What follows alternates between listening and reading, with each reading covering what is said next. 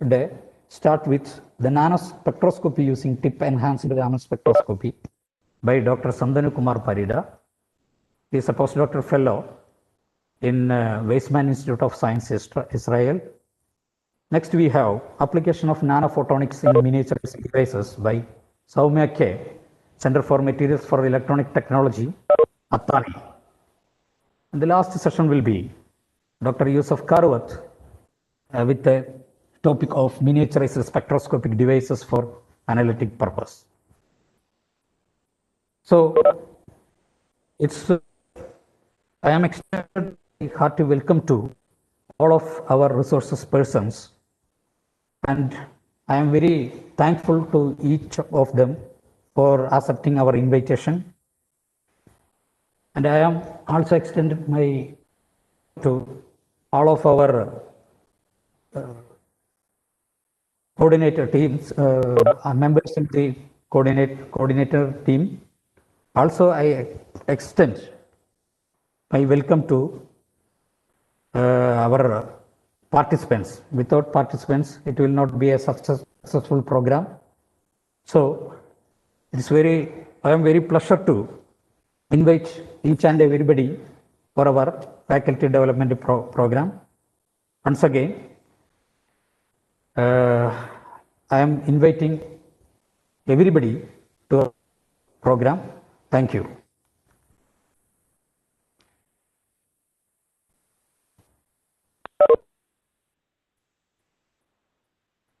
Thank you, Dr. Shivdas. Mr. Pradeep, people in charge of the college is always with us as the driving force and of the FTP. I request Mr. Pradeep to kindly deliver presidential address.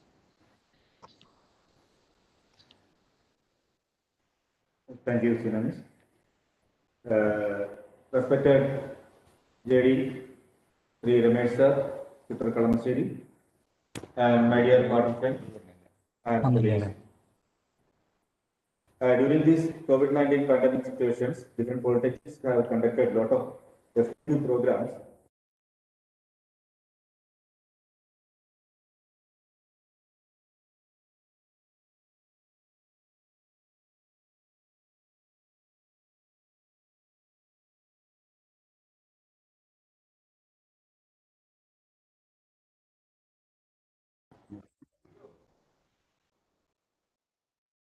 Okay.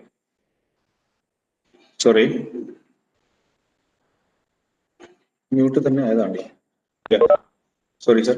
Respected Ramesh sir, JD Sitar Kalamacheri, and during this COVID-19 pandemic, a lot of programs are conducted by different polytechnic colleges with the help of Sitar Kalamacheri, and Ramesh sir and their team done a wonderful or amazing support for organizing such events for the polytechnic colleges. I am very thankful to Sri Ajita ma'am for giving me a confidence to go with this program, as most of us are engaged with the paper evaluation camp at Thrissur, and we are engaged with the election procedures. So, without the help of Ajita ma'am and Sri Ramesh sir, we couldn't make a session, three-day program in our college. I am very thankful to Ramesh sir and Ajita ma'am for supporting our college. And the final day, Srimati JD Sitar Kalamasheri, JD Sitar Calicut, who will be she will be the chief guest for our validatory function. Thank you, ma'am. Thank you for the support. And Dr. Shivadas is the coordinator of our program, who is thinking positively for the welfare of our college. And we are planning to go for NBA accreditation the next year. That means before November 2021. We are all working together for that one. All my staff are working for that one. And Mr. Jamshid sir, electrical department, is the coordinator, NBA coordinator of our institution. And why I am telling all these things is because we are planning to go for NBA accreditation. On the basis of that one, we are going to conduct this program also. And this is the first time we are organizing an FDP in our college through online platform. And I am very happy to see that all our colleagues are very cooperative and doing their best for the success of our program. And we are planning different activities in due course for our students and faculties. We expect all the supports in future. And I am very, very thankful to all the resource person for their support to make this event a wonderful one. Thank you. Thank you all. Thank you, sir. Thank you, sir, for being an ideal example of inspiration and motivation for all of us.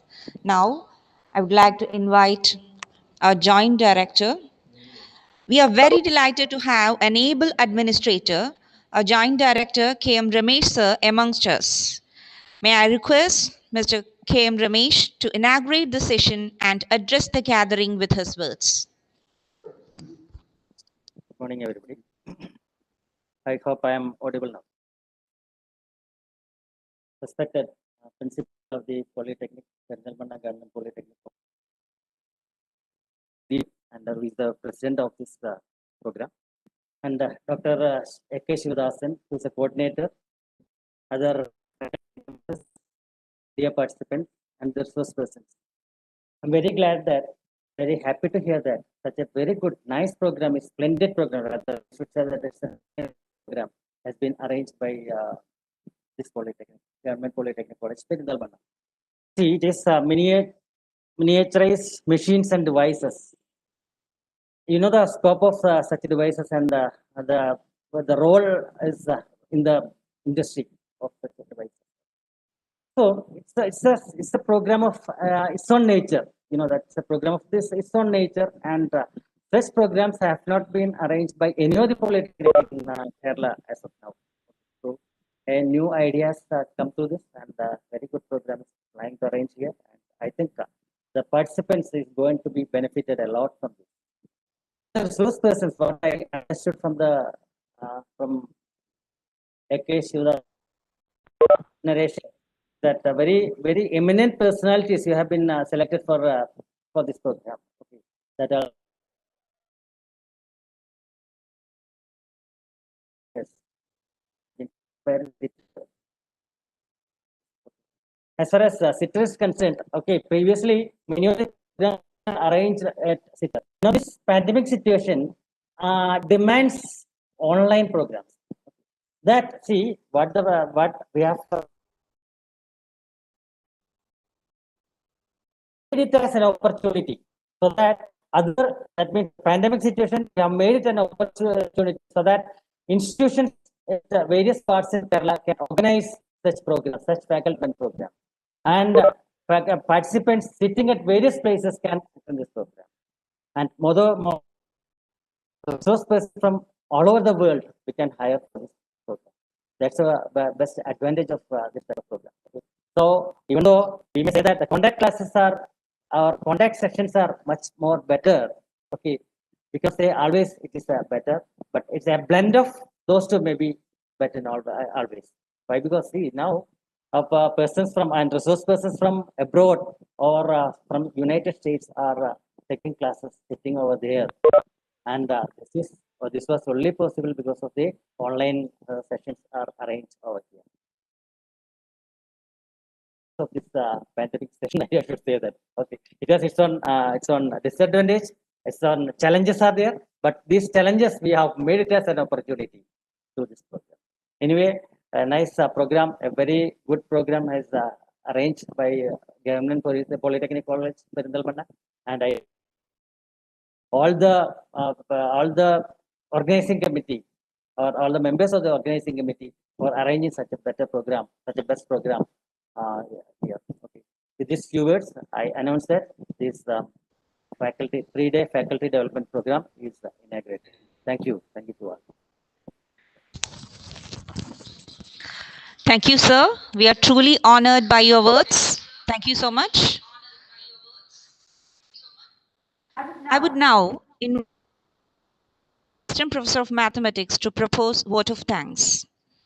Over to Pramod Kumar.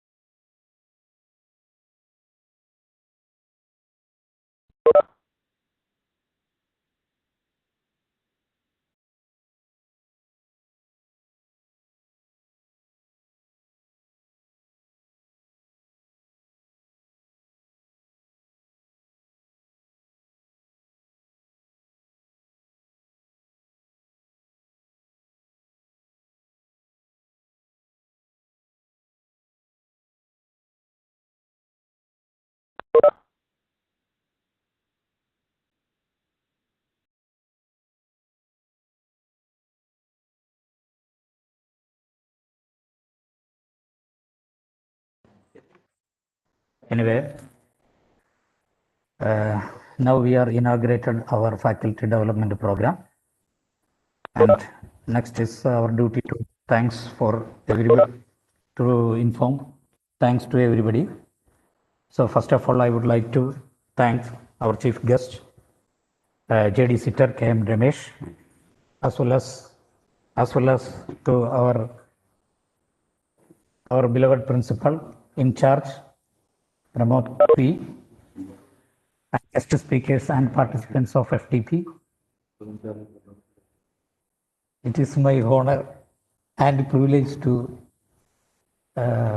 give vote of thanks to all individuals who have been who have participated to making this program. On behalf of GPT Perinthalmanna, I would like to thank Ramesh sir for inaugurating our FTP for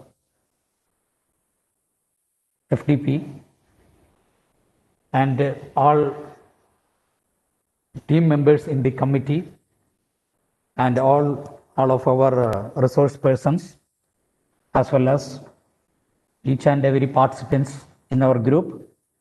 Extends my sincere gratitude and thankful. And once again, every day we have 3 sessions. Each sessions have 1 hour and 15 minutes. So after finishing that sessions, we will send a feedback link, and you should fill up that feedback link. It will be considered as attendance. And I am assuring that these sessions will be completely informative and it will be beneficial to all of the participants. And thank for everybody for participating on time. Thank you. Thank you, sir. Thank you. Our inaugural session is officially concluded with this. Now we move on to the first session of FTP. The meeting ID would be the same for all sessions. The feedback link will be dropped in the chat box after every session. The entire universe consists of either light or matter. So all interactions are one or another way related to light. Our first talk is based on light-matter interactions, nanomaterials.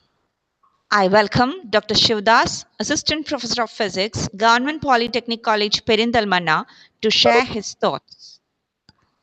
Dr. Shivdas received his PhD from Indira Gandhi Center for Atomic Research, Kalpakkam, Department of Atomic Energy, Government of India, on optical properties on argon nanostructures. He completed his MSc from Sri Vyasa NSS College, Vadakancheri. He has received an award for Outstanding Doctoral Student Award from Homi Bhabha National Institute, Bark, Mumbai. Over to Dr. Shivdas.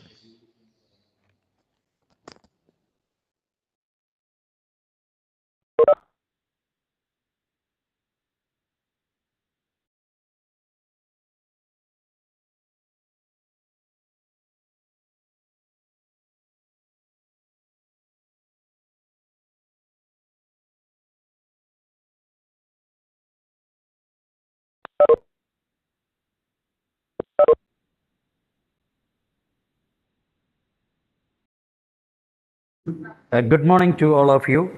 There is a slight change in the first session. So first session will be on light matter interactions in nanomaterial, and the second session will be on 11 o'clock. So first session, we may deal with the light matter interactions on nanomaterials. So here is the outline of the talk.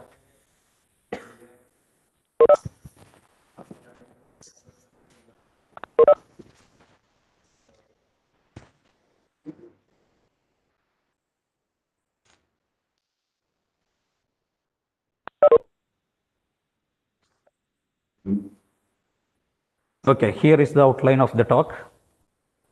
First, we will deal with what is electromagnetic spectrum.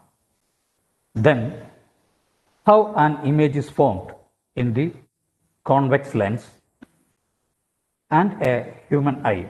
Next, how an image formation will occur in a pinhole film and digital camera. How? Next, even though if you are using the convex lens and this digital cameras, different types of camera, if you want to record an image whose size is far below than the normal size, or if it is a micron size, we should use a microscope. Then we will deal how an image formation occurs in a microscope. Then what is the problem related with the optical instruments such as the convex lens, pinholes, or digital cameras, or if we are using optical instruments, some problems related with it is there. So something related to resolution of the optical instruments, we will deal with what is the resolution of optical instruments. Then what is the limitation or diffraction limit associated with the optical instruments, that is known as Abbe's diffraction limit, and how to overcome this Abbe's diffraction limit using microscopy, that is known as electron microscopy. So we'll give just a glimpse of the techniques behind electron microscopy. And again, even though electron microscopies will give the higher resolution, but still it may possess some limitations. So we will deal first with what is the limitations of electron microscopy. Then what is light matter interactions? So we can get better resolutions with electron microscopy, but we cannot probe the light matter interactions through electrons. For that, we require light itself. So we discuss what are the different types of light matter interactions. For that, we need the confinement of light. We should first confine the light, then only we can focus the miniaturized objects. So we may deal some glimpse on what is the confinement of light. Then what is plasmonics? Plasmonics are techniques used to confine the light, as well as how we can image of nano-sized objects using near field scanning optical microscopy. That will be our prominent topic in our lecture. Last conclusion. So at the beginning, let's discuss what's an electromagnetic spectrum. What is a light? Light is nothing but is a part of electromagnetic spectrum which will be sensible with our eye. But the part of electromagnetic spectrum which can be sensible with eye, which is known as light. Visible lights or visible light is electromagnetic radiation within the portion of electromagnetic spectrum that can be perceived by our human eye. So if we consider the entire electromagnetic spectrum, there will be a wide variety of electromagnetic waves, starting from radio wave, microwave, infrared, visible, ultraviolet, X-rays, and gamma rays. Actually, the visible light will be a very narrow region in the wide electromagnetic spectrum. It's vary from 700 nanometer to 400 nanometer. So actually, in electromagnetic spectrum or in visible spectrum, the 400 to 700 nanometer. 400 means violet region. It is having highest energy and the lowest wavelength. Similarly, the 700 nanometer will fall under the red region, which is having highest wavelength and lowest frequency. So the visible region is very narrow in the entire electromagnetic spectrum, which is ranges from 400 nanometer to 700 nanometer. Look. Now let's discuss how an image is formed in a simple convex lens. Convex lens is nothing but it's made up of with material of glass. Its shape is just like this as shown in the figure. So if we keep an object in between the focal length and the radius of curvature of the focal length, we will get a magnified and inverted image as shown in the figure. So through this convex lens, with this convex lens, we can construct so many optical instruments, including our spectacles, microscope, etc. So the image formation is just like this. It can magnify the images up to a certain extent. Next, similarly, how an image is forming in our common eye. If we know how an image is forming in a convex lens, it is easy to understand how an image is formed in our eye. Here, in our human eye also, there will be a biological convex lens. Its focal capacity, we can modulate the focal capacity of that convex lens with respect to the position of the image, position of the object. So actually our convex lens is autofocusing. With respect to the with respect to the distance from us, it will autofocus. So similarly, the image, an inverted diminished image will form at retina, and the optic nerves take this signal. It will be a biological signal. The optic nerve will take a biological signal from the retina to brain, and the brain will map a three-dimensional and erect image. So we will get a three-dimensional image in our human eye. So, but this is how we are visualizing an image. So if we want to record an image, we should go for cameras. The first preliminary or primitive camera, which is known as pinhole camera. Pinhole camera will be just like this. It will be a box type structure, fully covered structure, and it may have a pinhole to receive the objective information from the object. So its schematic structure is just like this. It may also known as camera obscura. So if you keep an object just near to the pinhole camera, the light reflected from the object will passes through that pinhole and it will form an image in the screen. So in the ancient period and all, people are used to record the image using this pinhole camera. Let's see few examples or a few pictures which is recorded in recorded through pinhole camera. So these are all very old pictures.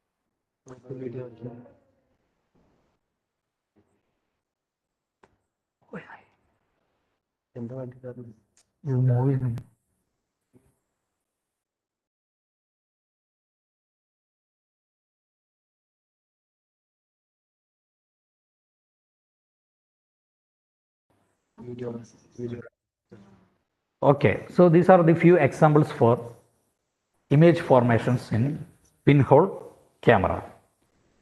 So next,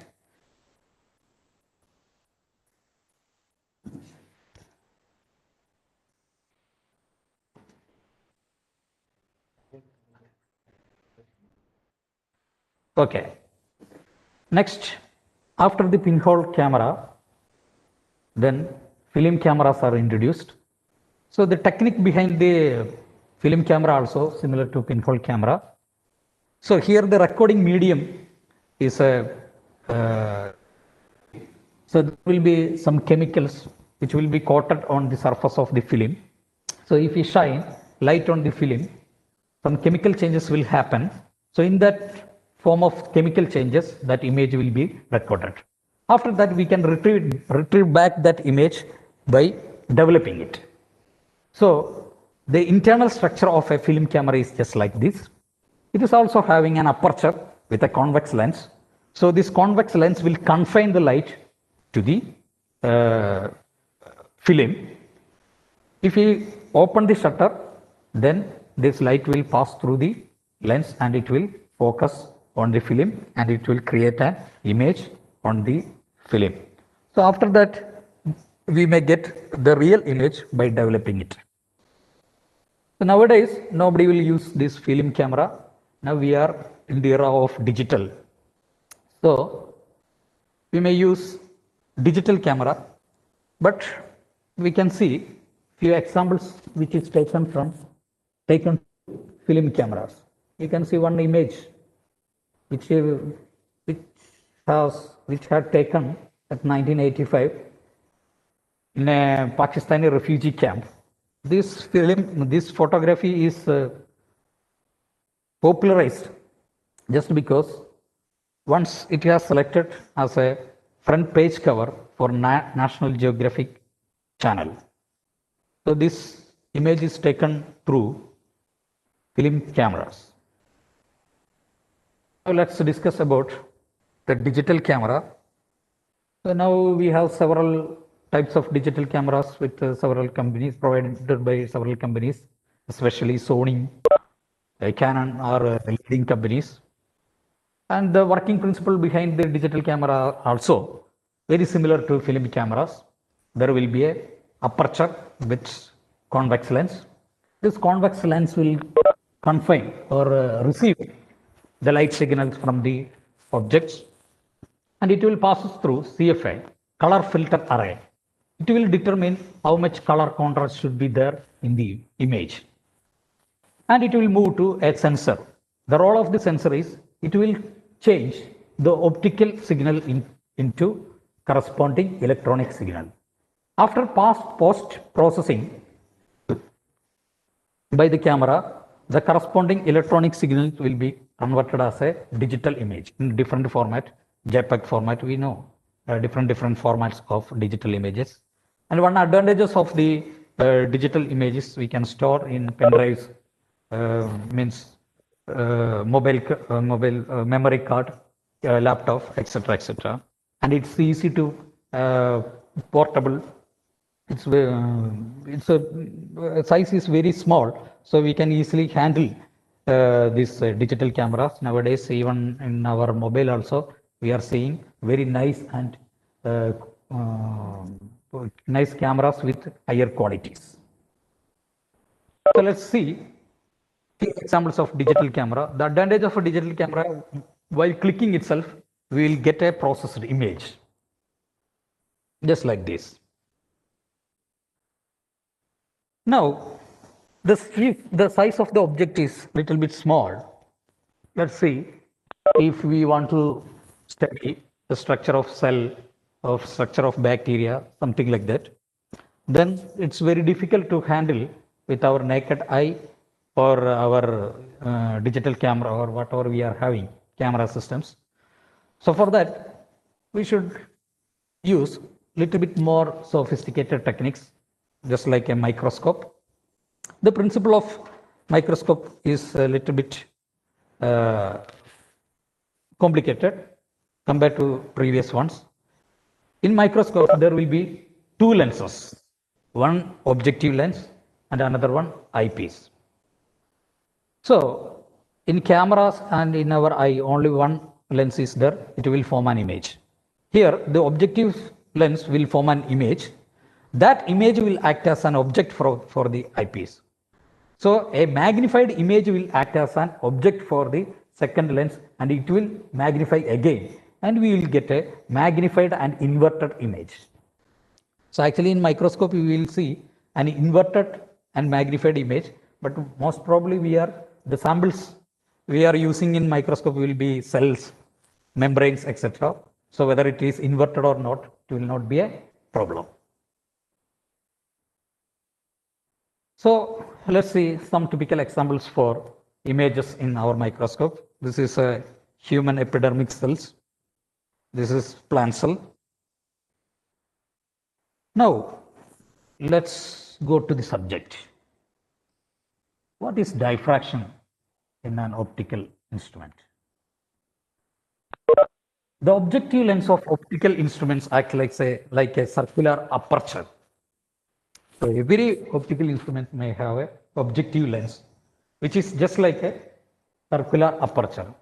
When a light falls on it, a diffraction pattern consists of circular rings is obtained.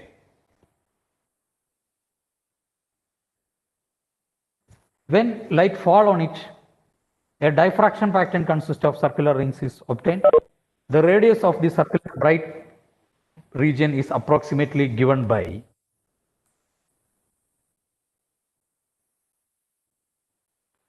0.61 lambda f divided by a, as shown in the figure. So how this diffraction is occurring? Let's see the shape of the lens.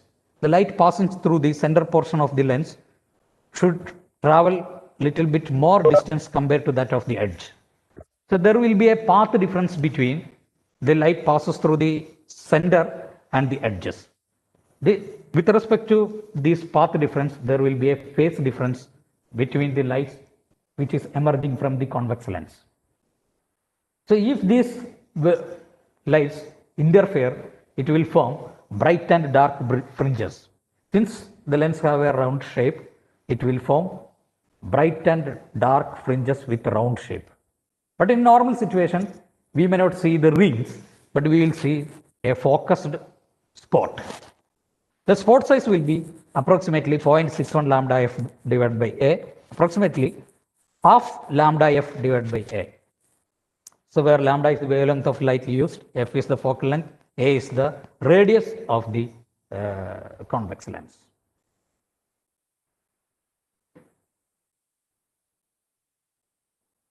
So what is resolving power of an optical instrument? So resolving power of an optical instrument means the limitation or how much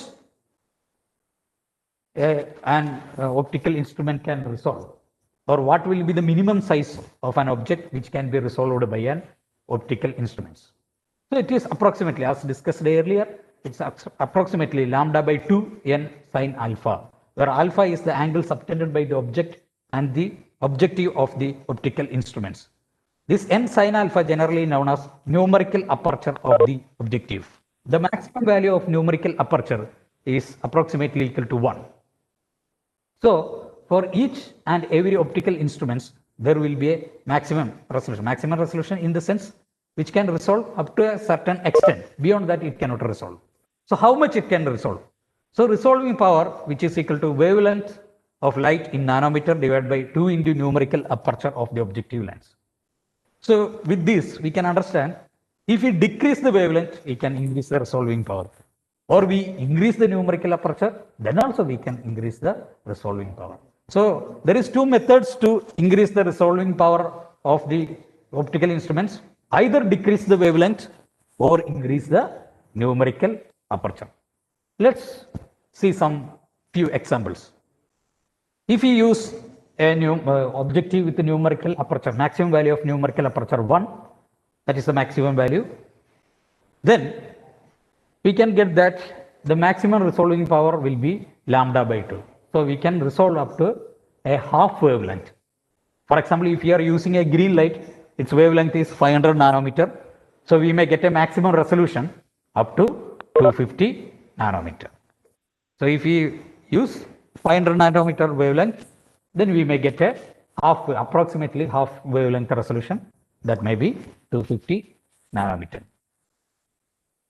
So the limitation is, if we use an optical, any optical instrument, whatever it may be, camera or microscope, or compound microscope, whatever it may be, the maximum resolution that which can be achievable is just lambda by 2. If you are using exciting with a wavelength of lambda, then resolution will be just lambda by 2. The size or imaging focusing object should be at least equal to or greater than half wavelength of excitation light. The limitation of light microscope. So radiation of given wavelength can be used to probe structural details of objects whose size is much smaller than its own wavelength. And of course, the optical microscopes are limited to the range of visible light. Beyond that range, we cannot operate. In practical, bacteria, mitochondria, that kind of cells having already around 500 nanometer size, so which can be detectable through an microscope. But if the size is going beyond that, or if the size is far below this 500 nanometer, then it is not possible to resolve at all.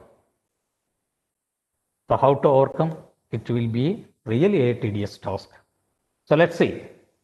So we are all familiar with what is de Broglie waves or matter waves.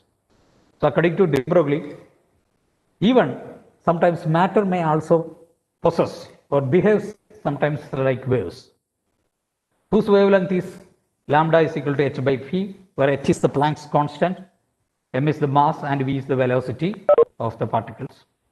P is the momentum. Momentum is nothing mass into velocity. So every object has wave nature also, but since the mass is very high, it may not be that much prominent. But if we look into the subatomic particles, even though it is particle, it may as good as a wave. Now let us check the wave nature of an electron. Let's calculate the wavelength of an electron by taking the values of h, m, and velocity of the electrons. If we calculate roughly, it will be around 1 angstrom, which means an electron possesses a wavelength of 1 angstrom. So electron is as good as a particle as well as wave with a wavelength of 1 angstrom. So electrons can also behave as waves. So we are happy. Now let us think whether we can use this electron wave to make a microscope. Is it possible? Can we use an electron as a wave in a microscope? Yes, it's possible. Just by constructing a light microscope, we can also construct an electron microscope by using magnet as a condensing magnetic field as a condensing medium. So using magnet, we can condense or concentrate the electron beams, and with that electron, we can get image information to angstrom level.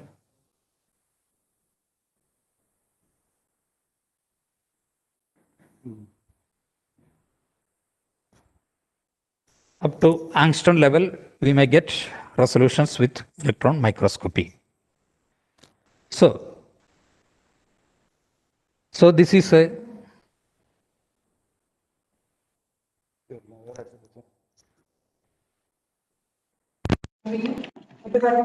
hello.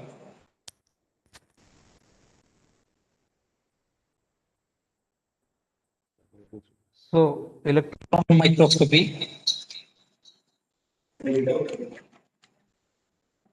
Is it audible? Hello. So the conclusion is we can also construct a microscope using electron as wave. So this is a typical transmission electron microscope. So this is the schematic structure for transmission electron microscope. Here the electron is used as waves, and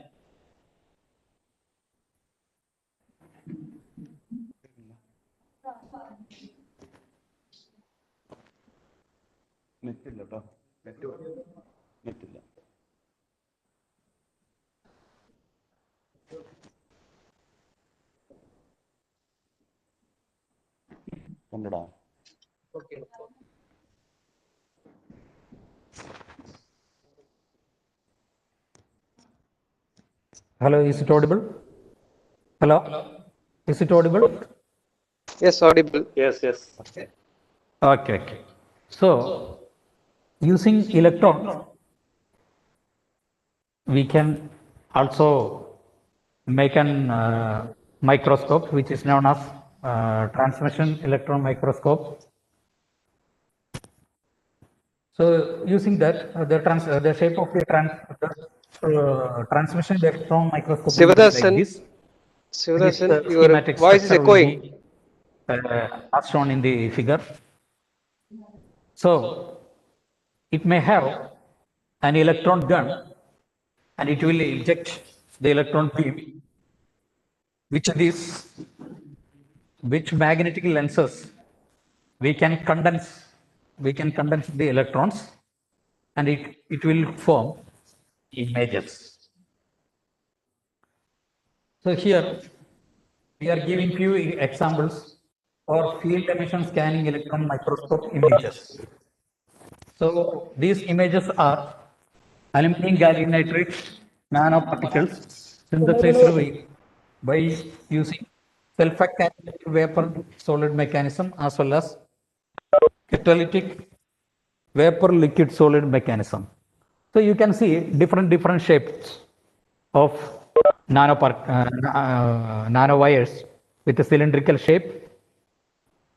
So you can see the scale of the nanowires are shown here. So the diameter of the nanowires is far below the 500 nanometers. It will be around 100 nanometers only. And moreover, there are so many particles. You can see here so many particles spread here and there. They are gold nanoparticles whose size is far below 10 nanometer. So using electron microscope, we can resolve the particles whose diameter is far below even 10 nanometers. And these are also different shapes of aluminum gallium nitride nanostructures whose length is here it's a micron region. Here you can see the triangular shaped aluminum gallium nitride nanowires and whose diameter is far below the diffraction limits. These are some few more examples. This is hexagonal shaped particles, and this figure, the flake-like structure shows the vertical graphene structure, and next figure shows the vertical graphene structure is decorated with gold nanoparticles, and this diameter of the gold nanoparticle is far below the diffraction limit, and this is perfectly a TEM micrograph of a cylindrical shaped nanowire whose size is far below around 50 nanometer.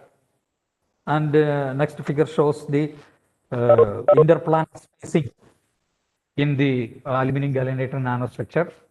Even interplanar with using transmission electron microscope, we can detect the interplanar spacing, and electron can also diffract.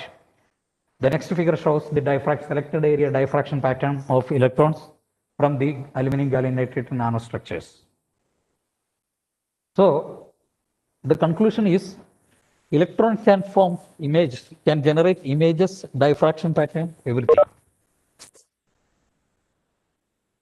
So as a comparison, using human eye, we can detect the normal images or normal objects. So the minimum size which can be detectable through human eye is around 100 micron. It's the width of our hair is equivalent to 100 microns. So if you use light microscope, we can go up to cells, mitochondria, and other structures. So it can go up to 1 micron resolution. So with respect to our eye, it will be around 100 microns. So if you take the aid of microscope, it will be up to 1 micron. So if you choose electron microscope, the resolutions go beyond the diffraction limit and it will reach up to 1 angstrom level, means atomic scale resolution. In principle, we can see atoms through electron microscope. So let's compare the difference between the light microscope and electron microscope. Obviously, the electron microscope give better resolution as well as better enlargement. But the problem with electron microscope, if we keep a living sample or biological sample, after in a light microscope, it will be stay as it is, but in the case of electron microscope, it will be dead. Means light microscope is a non-destructive technique, whereas the electron microscope is completely destructive technique. So if we go for a biological sample, it is not adequate to use electron microscope. Next, what is light matter interaction? Light can interact with matter in different ways, but which cannot be probed through electron microscope, because in electron microscope we are using electron as wave, not light.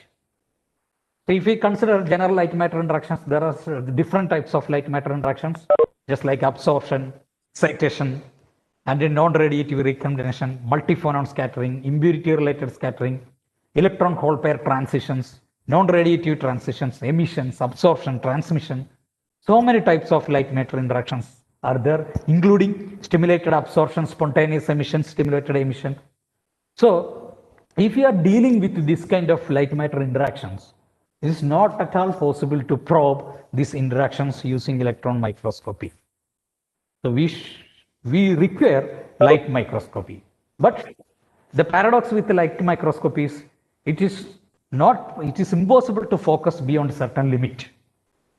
So if we want to study the light matter interaction of a nanomaterial, for example, if the diameter or size of the nanomaterial is 100 nanometer, we cannot focus with the light microscopy. But if we are focusing with electron microscopy, we cannot study the light matter interactions. So how we will solve this problem? We want to study the light matter interaction of a nanomaterial, so we cannot focus also. So in order to overcome this dilemma, we should confine the light. Means we should skew the light. Is it possible to skew the light? Let's see. We can skew the light, or we can confine the light by different methodologies. First, let's try to confine the light using a cavity. Let us take a microcavity, well polished microcavity with a perfectly reflecting surface. So if we keep a photon in a microcavity, what will happen? This photon will undergo multiple reflections between the side walls, or it will bounce back and forth in between the space of the microcavity. So if we keep a nanomaterial in that microcavity, the probability of interaction with the light with this nanomaterial will increase. So we can enhance the probability of light matter interactions with the cavity confinement. Other way, by using plasmonics. We will discuss a little bit elaborately the plasmonic later on. But plasmonic is nothing but, plasmonic is the coupled oscillation of light with the surface electrons in a metallic surface. This coupled oscillation of electron in accordance with the external electric field is known as plasmons. And the science behind the plasmon, which is known as plasmonics. So with the plasmonics, also we can confine the light. With that confined light, we can probe the light matter interaction beyond the diffraction limits. So in cavity confinement itself, there are different types of cavities: microcavities, dielectric grooves, tips and fibers. Sometimes we may use grating, different materials with a different dielectric contrast, periodic modulation of refracting index, which is known as periodic modulation of refracting index. So if we use a material with the periodic modulation of refracting index, through that we can confine the light. In case of plasmonics, there are different metallic structure, noble metallic nanostructures, nanoparticles, nanorods, and metallic tiny holes. Using these nanoparticles, metallic nanorods, and metallic tiny holes, we can confine the lights into our desired format.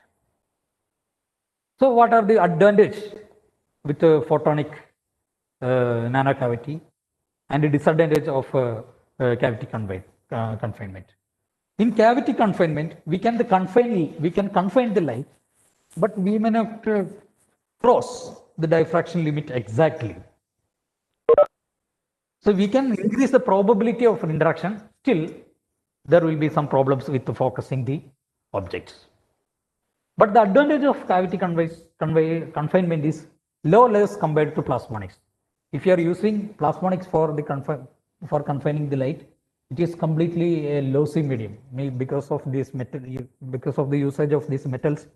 So many energy will lose as a heat and interband transitions. So many other problems will come. So the throughput will be very less for plasmonics. But in the case of plasmonics, definitely it will come the diffraction limit. So we will get a perfect resolution beyond the diffraction limit.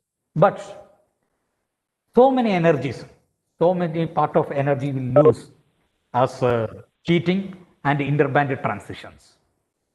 So it is better to use this hybrid system. Hybrid system means combining these both techniques. Cavity confinement means photonic as well as surface plasmonic.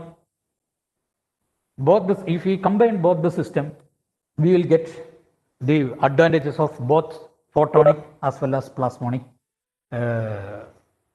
confinements. It may give improved gain and resolution.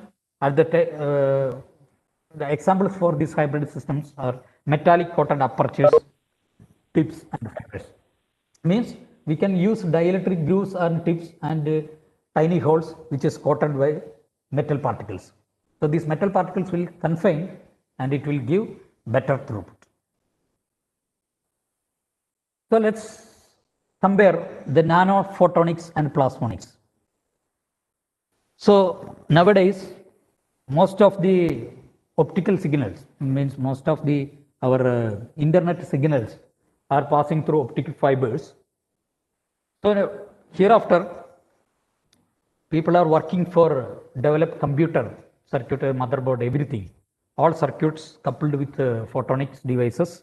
Why it's coupling with photonic devices? Because the clocking speed is very high. We are all know that the velocity of light is 3 into 10 raised to 8 meter per second. So if we use photonic circuits, the clocking speed will increase drastically. So we can't imagine that much clocking speed we can achieve. So if you use photonics in electronic circuits, so it will reduce the signal transportation time. So if you use photonic, whatever it may be, whatever we are discussed before, that dielectric photonic cavities, both and plasmonic, if you use plasmonic as well as photonic, both will reduce the transportation time. But in case of cavity confinement, it may require micrometer sized optical components. But in case of plasmonics, that size can be reduced up to nanometer scale even. Next, incompatible with nanometer sized electronic components. So that is the disadvantage of microcavities. But in case of plasmonics, it can able to merge electronics and photonics at nanoscale. So, and the relative size of plasmonics, instruments in the plasmonics and cavity confinement is 1000 times bigger. Means if you are using cavity, means dielectric contrast for confining the light, the coupling structures will be 1000 times bigger than the structures in the plasmonics. So the maximum wavelength can be used, or minimum wavelength can be useful in microcavities is around 1 micrometer. But for plasmonic case, it can overcome the diffraction limit up to few nanometers we can achieve. So let's discuss something about what is plasmonics. So plasmonics, as I mentioned earlier, is a coupled oscillation of electrons in accordance with the variation of electric field in the light. What is this coupled oscillation? If we look into a metal have large number of free electrons. Even we can say metals have a pool of free electrons. So at the surface, the nucleus of the atom have positive charge and loosely held electrons are bounded on it. So if you apply an electric field, the positively charged nucleus will move in the direction of electric field and the negative charge will move opposite to the direction of electric field. So with respect to the variation of electric field, these electrons, the electron will oscillate, or these free electrons will oscillate. This oscillation is known as plasma oscillations, and the frequency associated with this plasma oscillation is known as plasma frequency. So every metal have its own characteristics plasma frequency, which is depicted in this formula. Omega p, which is equal to NE square divided by M epsilon 0 all raised to half, where Ne is the number of electrons per unit volume, E is the charge of the electron, M is the effective mass, epsilon 0 is the dielectric constant. So with this formula itself, we can understand the plasma frequencies depends on carrier concentration, means number of electrons per unit volume, and the dielectric constant. So sometimes the electric field, the light will couple with the oscillation of electrons, which is known as coupled oscillation, and it will create the surface plasmon polariton. Surface plasmon polariton means the coupled oscillation of electric field with respect to the electrons oscillations in the surface of the metals. So this surface plasmon polariton can propagate through the surface of the metal, and it's the which is depicted by the characteristic length, and it can penetrate to the metallic surface. That penetration depth is known as skin depth of the metal. So if the external excitation means external light having a frequency below the plasma frequency, then that external light will reflect from the metals. That's why all metals look like to be shiny, especially gold, silver. If you look at to that metal, it look like shiny just because it will reflect the light. That's why it appears like that. In case of resonance, if the excitation wavelength frequency is equal to the frequency of plasma oscillation, then resonance will happen. Resonance means it will couple each other and it will form surface plasmon polariton. Coupled oscillations will form. Suppose the external excitation frequency is higher than the plasma frequency, it's just a transmit through the metals. So if the frequency is higher, then the light can penetrate through the metal. For example, X-rays can penetrate through the metals. So as a day-to-day life examples, let's see how a radio transmission is occurred. It's nothing but we have ionosphere. Ionosphere is equivalent like a metal plasma. How? Because in ionosphere, all metals or gases are in ionized state, means it's a positive charged nucleus as well as electrons are separated each other. And it stayed there as ions, positively charged ions and negatively charged electrons. So if you send a electromagnetic signal to the ionosphere, if the frequency of the signal is higher than the frequency of oscillation of ionosphere oscillation, ions in the ionosphere oscillation, it will propagate. But if the frequency is lower than the plasma frequency of ionosphere, then it will reflect back to the earth. So if you send a signal from the radio station with a frequency lower than the plasma frequency of the ionosphere, it will reflect back to the earth and we can receive it through the receiver. So that's how the radio communication takes place. Not only radio communication, our mobile, everything is taking place like that only. Now let us see two cups, which is known as Licorice cup. Now it's placed in British Museum. Actually, the cup is coated with, it's a glass cup which is coated with metallic nanoparticles, metallic gold and silver nanoparticles. So, as I told you earlier, if we modulate the size, shape, diameter of the metallic nanostructure, we can modulate the emission, transmission, and absorption spectra of the metals. So actually, both these cups are same. So these cups are coated with metallic nanoparticles, such a way that that nanoparticle can reflect the green region and it can transmit the red region. So if we look the metallic cup in a free atmosphere, the normal light will fall on the cup and the green, the reflected light will fall on the green region, or we can see that cup as a green. But if you keep a light inside the cup, then light emitted from the cup or light should pass us through or transmit through the cup, but the transmission region will fall under the red region, so the cup will appear as red. So that's why the same cup will appear sometimes green, sometimes red.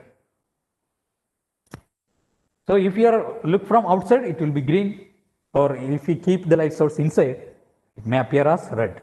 It's just because of the tricks of nanoparticles, gold nanoparticles. Now, let's enter into some dispersion curve of light, slow light, and the surface plasmon polaritons. All these things are lights only. Now, let's take normal light.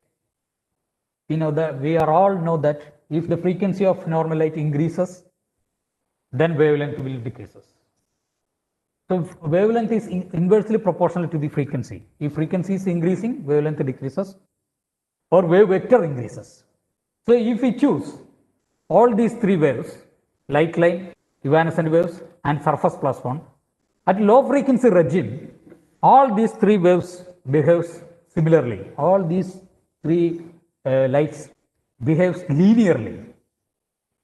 But if we increase the frequency of light, if we coming to the higher frequency end, this light line and other lines will separate each other, and this surface plasmon polariton, which means the electrons coupled with started to show non-linear behavior.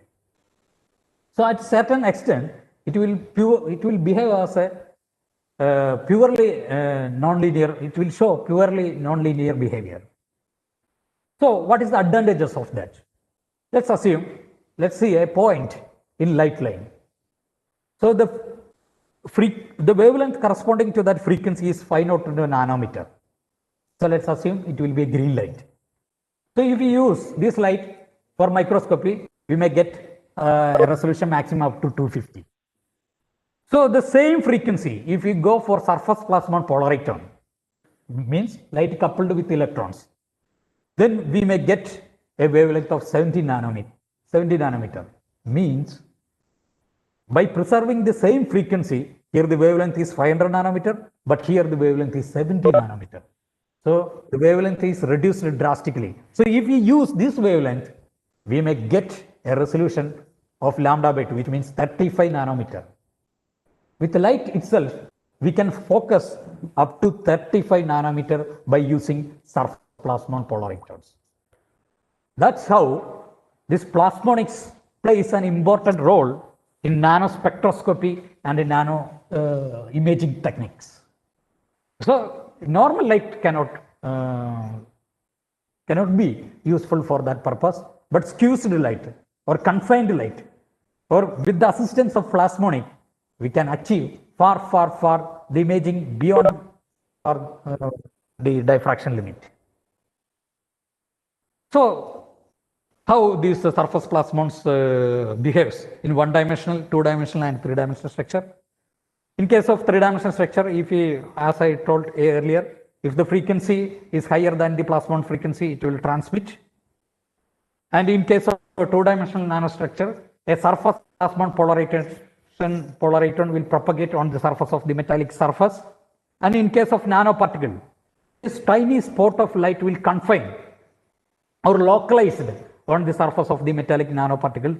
So if we modulate the size of the metallic nanoparticle, we can modulate the size of the light spots too. So if we make a metallic nanoparticle with a diameter size 50 nanometer, then we can get a resolution up to 50 nanometer. So this graph shows how the reflection and transmission spectra is modulated with respect to the real and imaginary constant of real and imaginary part of dielectric constant.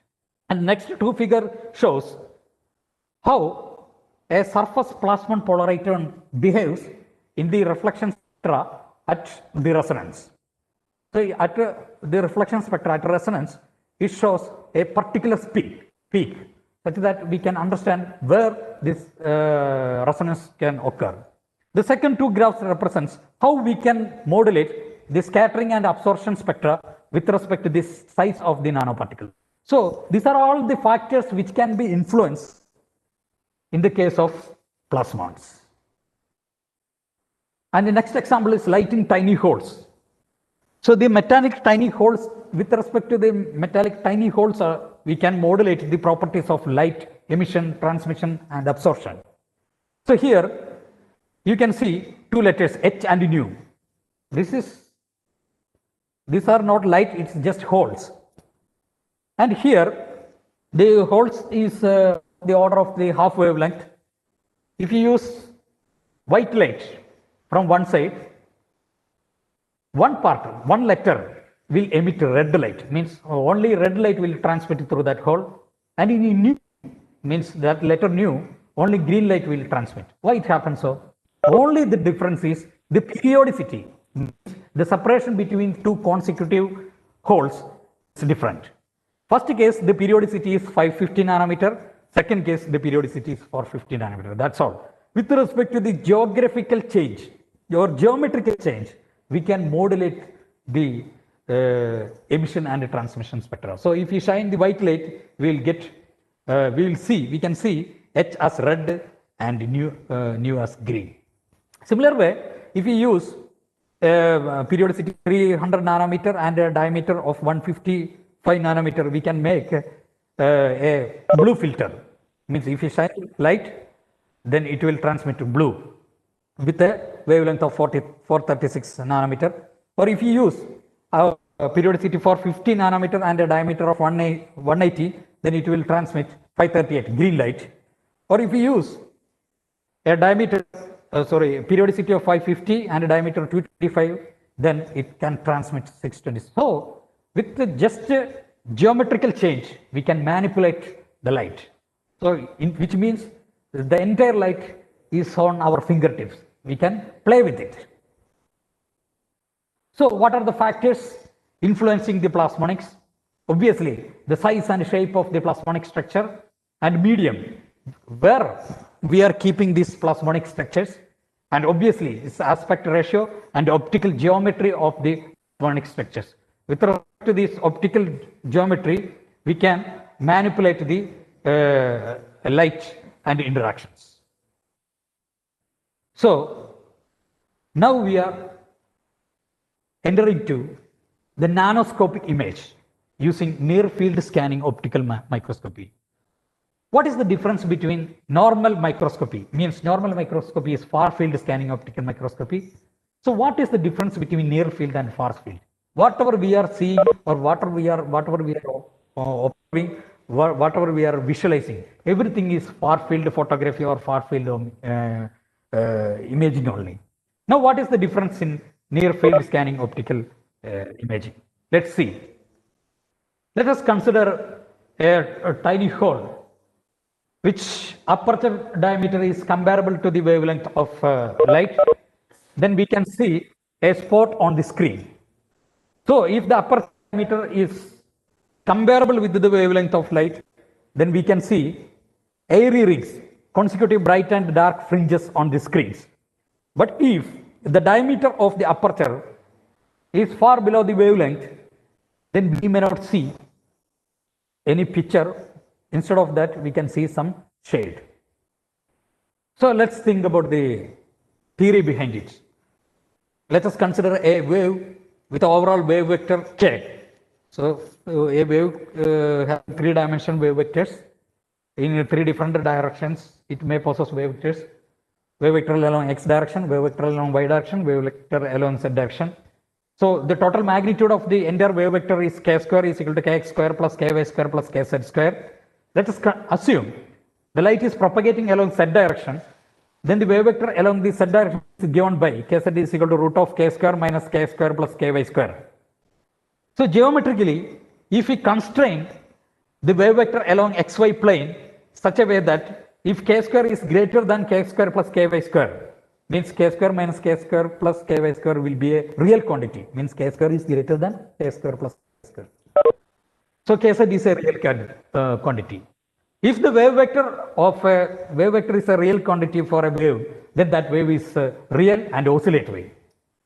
But sometimes if we constrain the aperture diameter such a way that if the total wave vector k square is lower than the sum of kx square plus ky square, then k square minus kx square plus ky square is a negative quantity. If you take the root of that, it will give an imaginary quantity. So the wave vector along the z direction is purely imaginary, means if a wave having a purely imaginary wave vector means that wave is purely evanescent.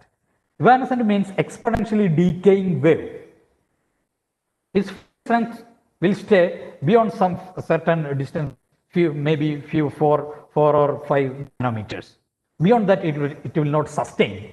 But up to that regime, we can experience the strength, or we can experience the field. So if we keep a sample very close to the evanescent, very close to the aperture, means at the regime of evanescent field, very close in the sense 5 to 10 nanometer, then we can experience the strength of evanescent waves. Using that evanescent waves, we can image or study the light matter interactions. So that's why you should keep the sample very, very, very near to the aperture. That's why it's known as near field scanning optical microscopy. So whatever we are seeing or observing in normal situation, whatever we are visualizing is far field imaging only. By using this technique, using evanescent field, we can see the near field images. So in this case, the resolution depends only on the size and geometry of the aperture, not by the exact wavelength. So it is independent of the wavelength. The resolution is independent of the wavelength in case of near field scanning optical microscopy. Let's go to how we can construct a near field experimental setup. So this is a basic schematic structure for near field scanning optical microscopic structure. Definitely we should have to have a laser source, and we should take that laser through optic fiber, and there will be a coat. There will be a probe which is coated with chromium and gold. Through this probe, light will emerge.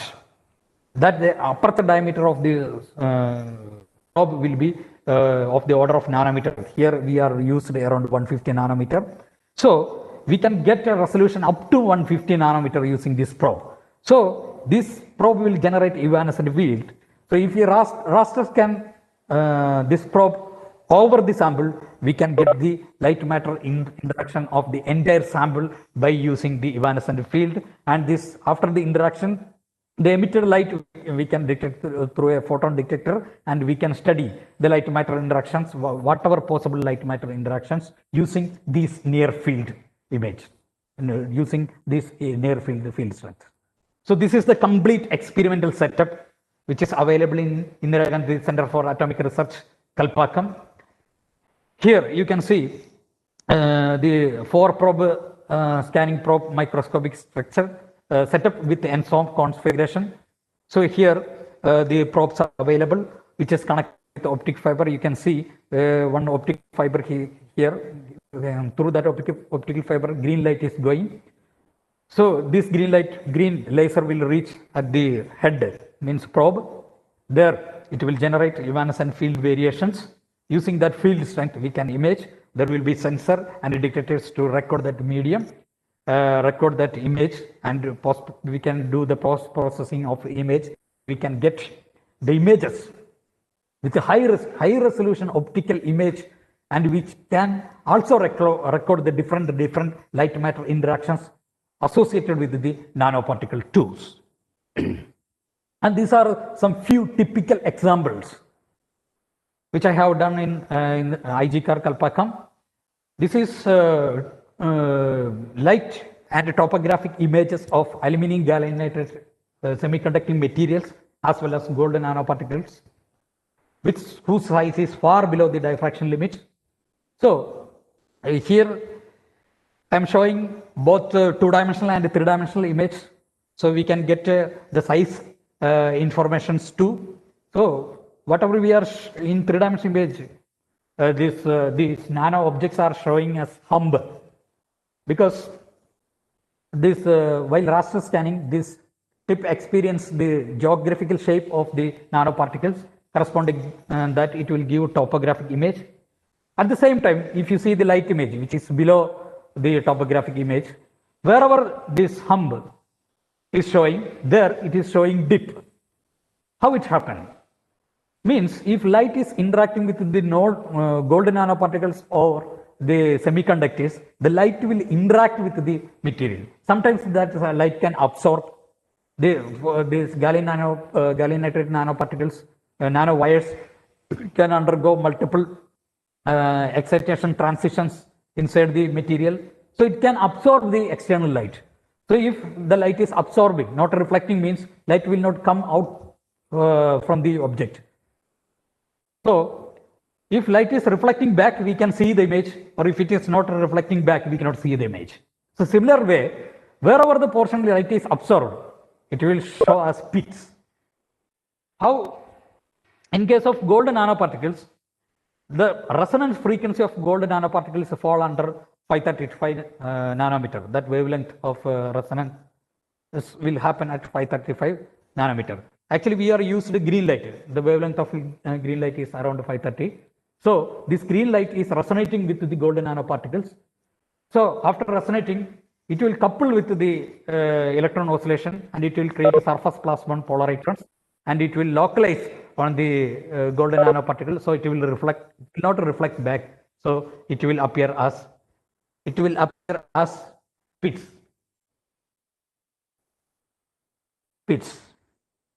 So I may give some few more pictures related to the golden nanoparticles.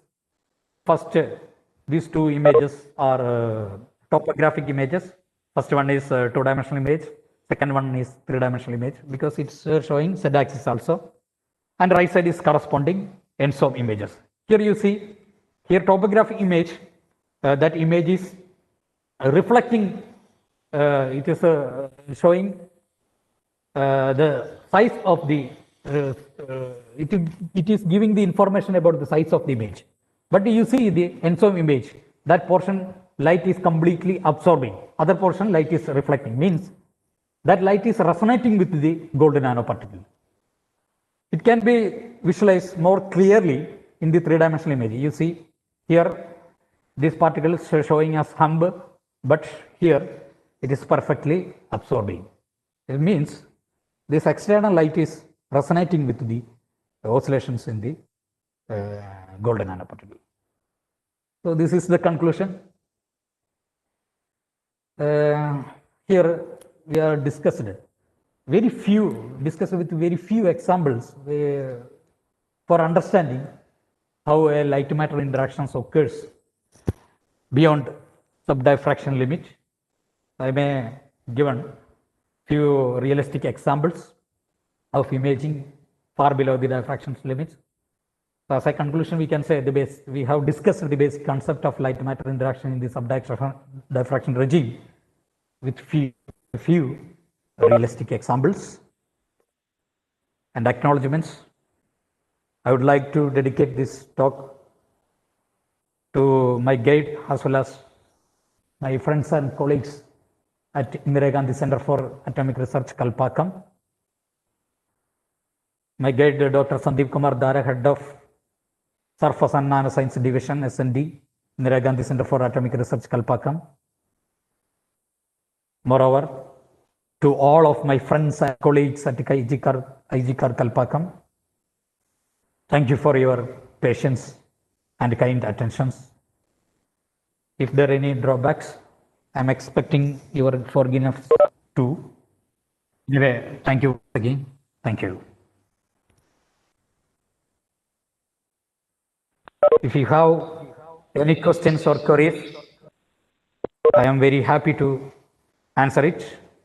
So if you have any queries, you can ask me directly, or you can share it through chat box, or I provide my email ID also. Later on also you can contact me.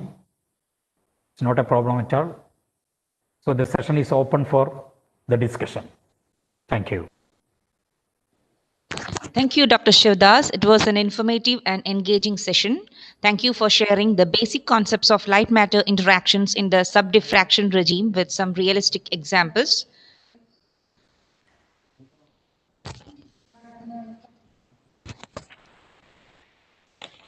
Thank you. Now it is your turn. Participant can share their questions in the chat box.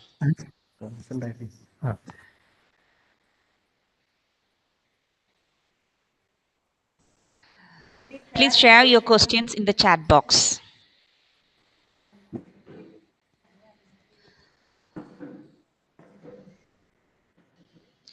Those who wish to ask questions, please unmute yourself and you can ask questions. Or you may share in the chat box. Slide number 26 ഒന്ന് കാണിക്കാമോ?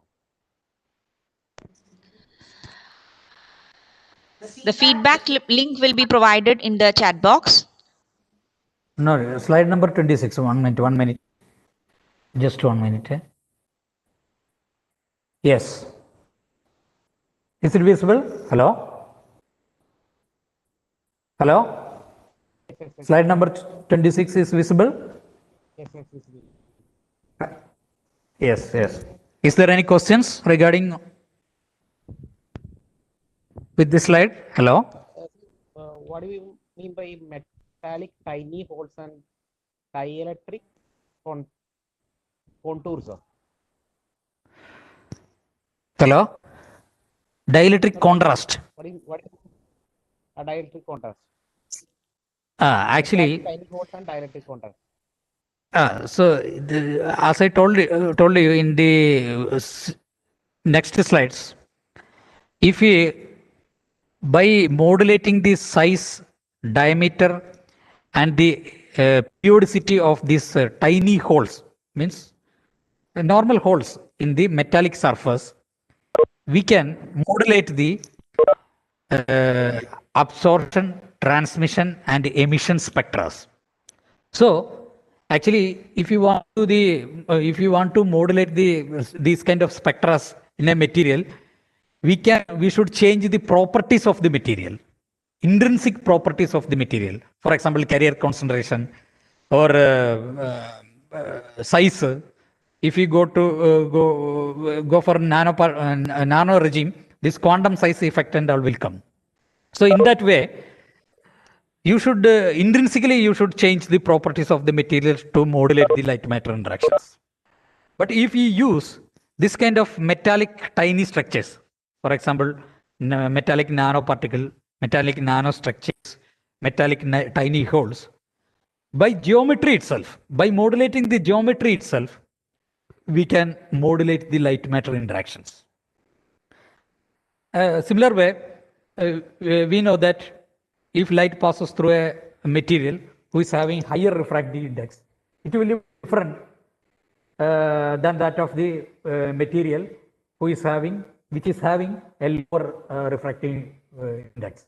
For example, if the light is passing through air, it will be different if light is passing through some glass or water. So if we arrange different dielectric constant or different refracting indices, we can modulate the properties of light. So this dielectric contrast also we can use for the modulation or changing the signal properties. Is it clear? Hello? Is it clear? Sir, dielectric grooves ഒപ്പം അതിന് example dielectric grooves എന്ന് പറയുമ്പോൾ നമുക്ക് we can use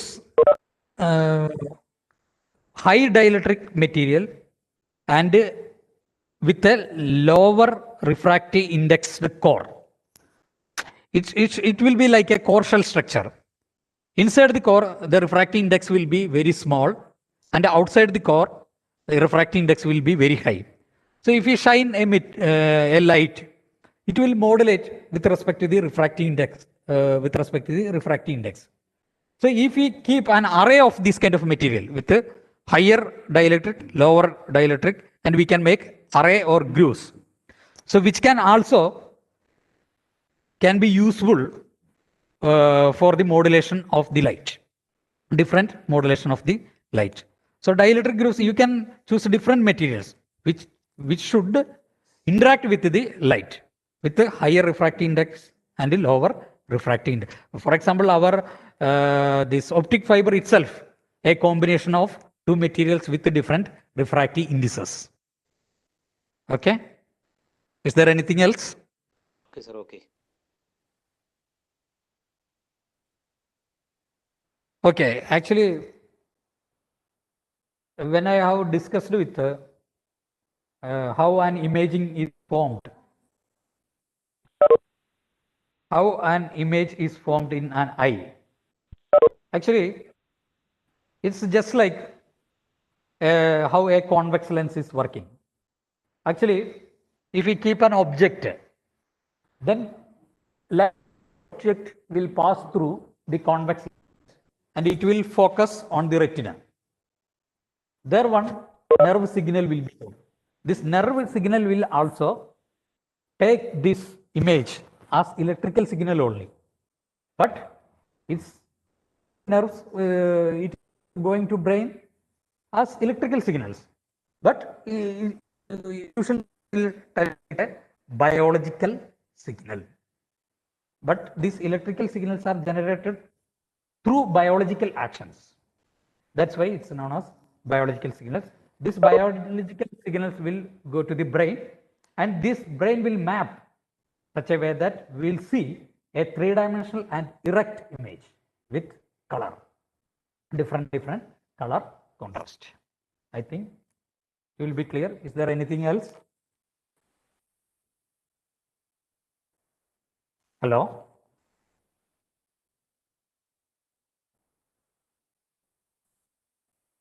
Okay. Anyway, thank you. Thank you once again for your kind patience and attention. Thank you once again. Thank you.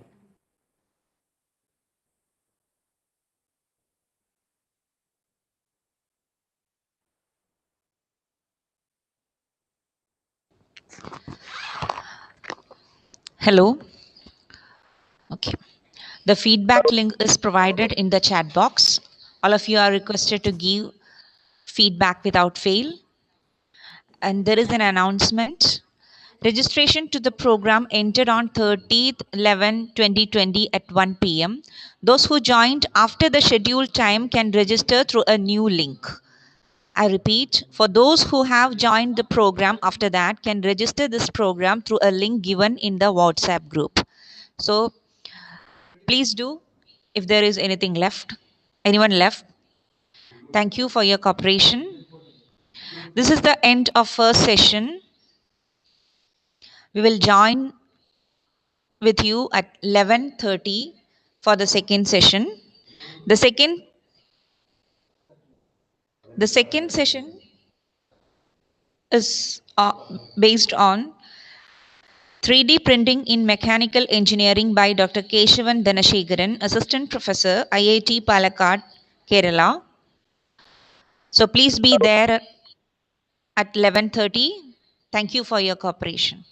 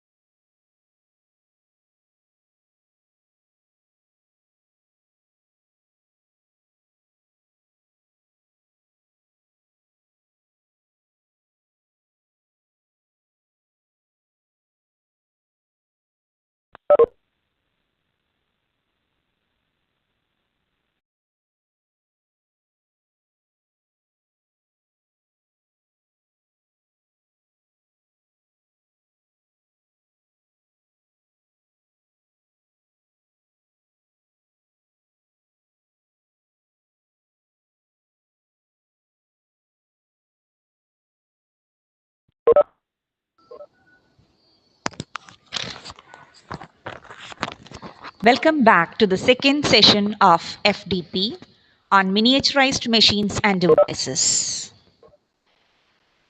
It gives me immense pleasure to welcome Dr. Keshavan Dhanasekaran to the second session of FDP on miniaturized machines and devices.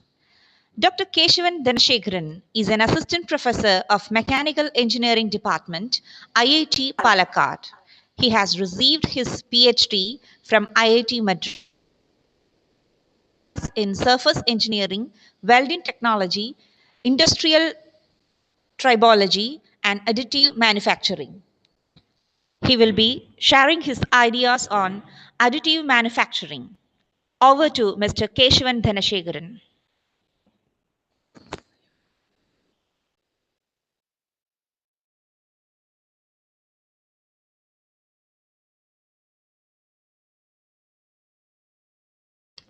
Over to Dr. Keshavan Dhanasekaran. Hello. Thanks, Seena. Am I audible to all? Yes, sir. Okay. Audible. Let me share my screen now.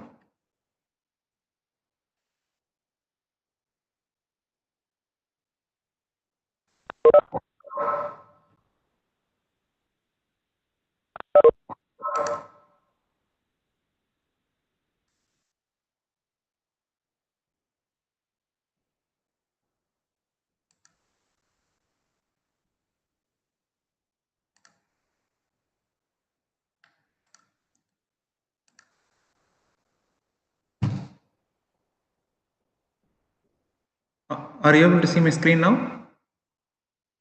Yes, seeing, sir. It's seeing. Okay. First of all, I'd like to thank the organizers for inviting me to deliver a talk on additive manufacturing.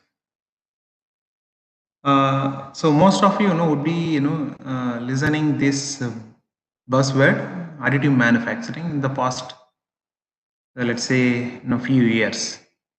So maybe if you consider last 15 years before, this was actually called, or 15-20 years before, this was named as rapid manufacturing or rapid prototyping, something like that. It was not that famous. The last 10 years, industries they focused, or they started working on additive manufacturing, considering its potentials. It has a great potential to manufacture any complex state of components. So it started from industries. I mean, it picked in industries. So now you see in almost all the universities, including IITs and NITs, they started working on additive manufacturing, considering its great potential. So in my talk, I'll be specifically focusing on metal additive manufacturing. I will be discussing briefly about structure property relationships. And finally, I end up giving a few case studies wherein these technologies are used in making MEMS devices, so on and so forth. So to start with, in between, if you want to actually ask any questions, you can stop me, or you can actually send a question over chat box, or you can email me if you very specific or detailed clarifications required.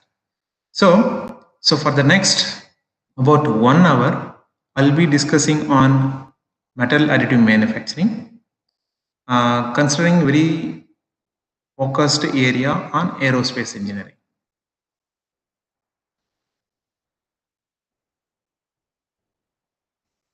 In my talk, I will also briefly touch upon what is the need of metal AM in industries. And if some of you are interested in doing research, or if you would like to take it up this as your career, I'll be discussing briefly about what are the opportunities you can seek in this in this field, additive manufacturing. Okay, to start with, what is subtractive or conventional additive manufacturing? Conventional additive manufacturing, also called as a top-down processes. So wherein you take raw material as a bulk material, and from the bulk material, it can be billet or it can be any solid form. Take the bulk material and remove the material, so you end up with the final required component. So it's called subtractive manufacturing, which is generally called as a top to down process. You start from the top and you are going down deep, and finally you make this component. This is a conventional process. On the other side, you have additive manufacturing process, which is also called as a bottom to top process. So instead of having a bulk material, you are starting with a layer, single layer. This layer can have as thin as like 30 or 40 micron thickness, right? This thickness. So you are creating a thin layer and you are depositing a thin further layers on top of the existing layer, and you are making a complete component. So this is called bottom to top process, which is referred as additive manufacturing. So this is the basic difference. If you look at the major advantage of additive manufacturing, so one is, of course, you will be ending up with a minor or very minimum waste material. This is the major advantage. And very importantly, any complex structure which you want to make or which is challenging with the conventional processes, you can actually think of additive manufacturing. So this is the basic difference between the subtractive and additive manufacturing. Now, what is the unique capabilities of additive manufacturing? So how it differs from other aspects when we compare this with the conventional. Of course, hierarchical complexity, materials and shape complexity, and functional complexity, and there are several other factors involved. So you will be choosing additive manufacturing when you see there is a hierarchical complexity. So what it means, I'll just give some examples. You see some of the components shown here, right? So these components, for example, I take the impeller blade. So impeller blade is, you all know the impeller. It has something. Organizer, can I request you one thing? Can you meet somebody, because I'm getting beep sound at every second.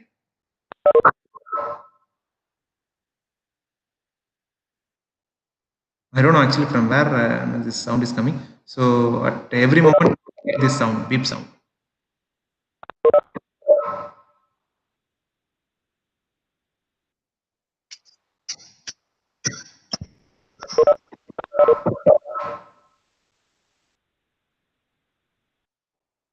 Okay, so you see here the first impeller component.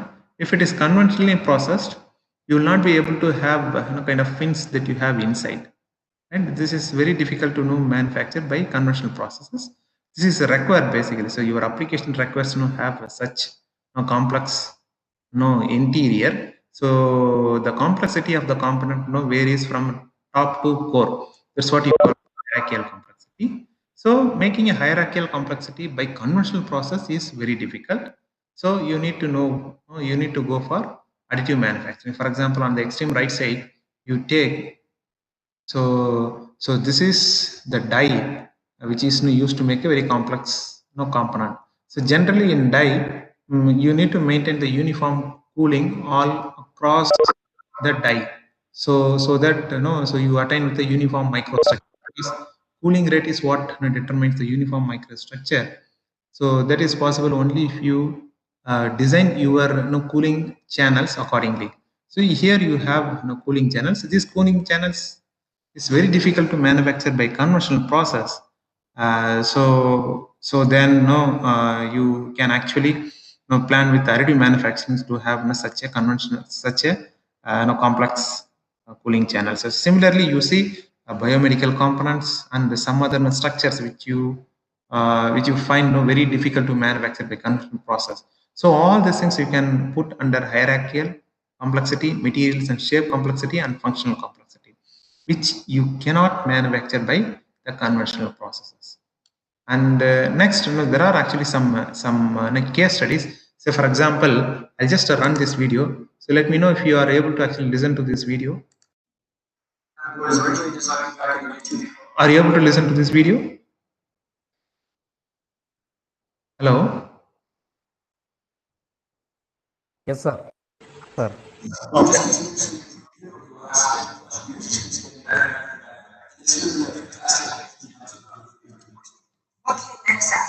So let's go to the next one. Next link in the chain. So this is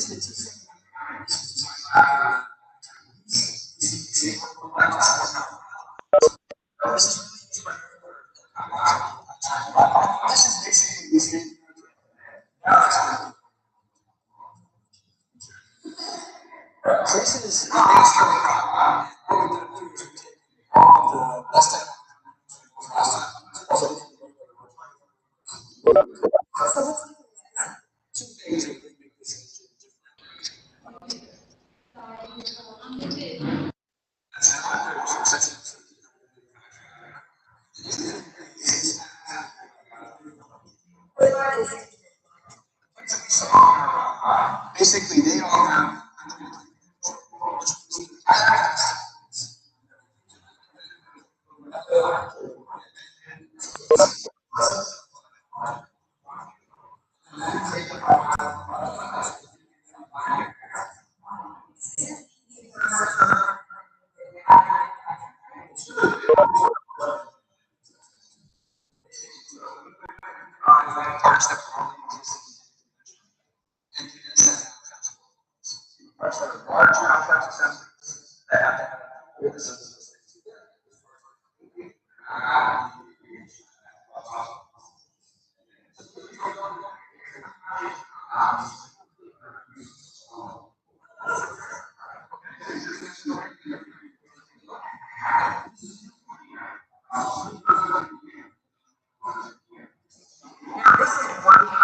This is one part. That's right.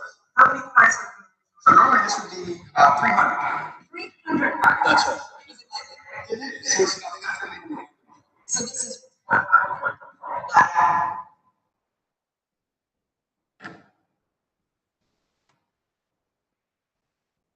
Yeah, so like this, no, I have actually several other videos, but the point what I would like to make here is, so from the video, so what you have seen is the G engine.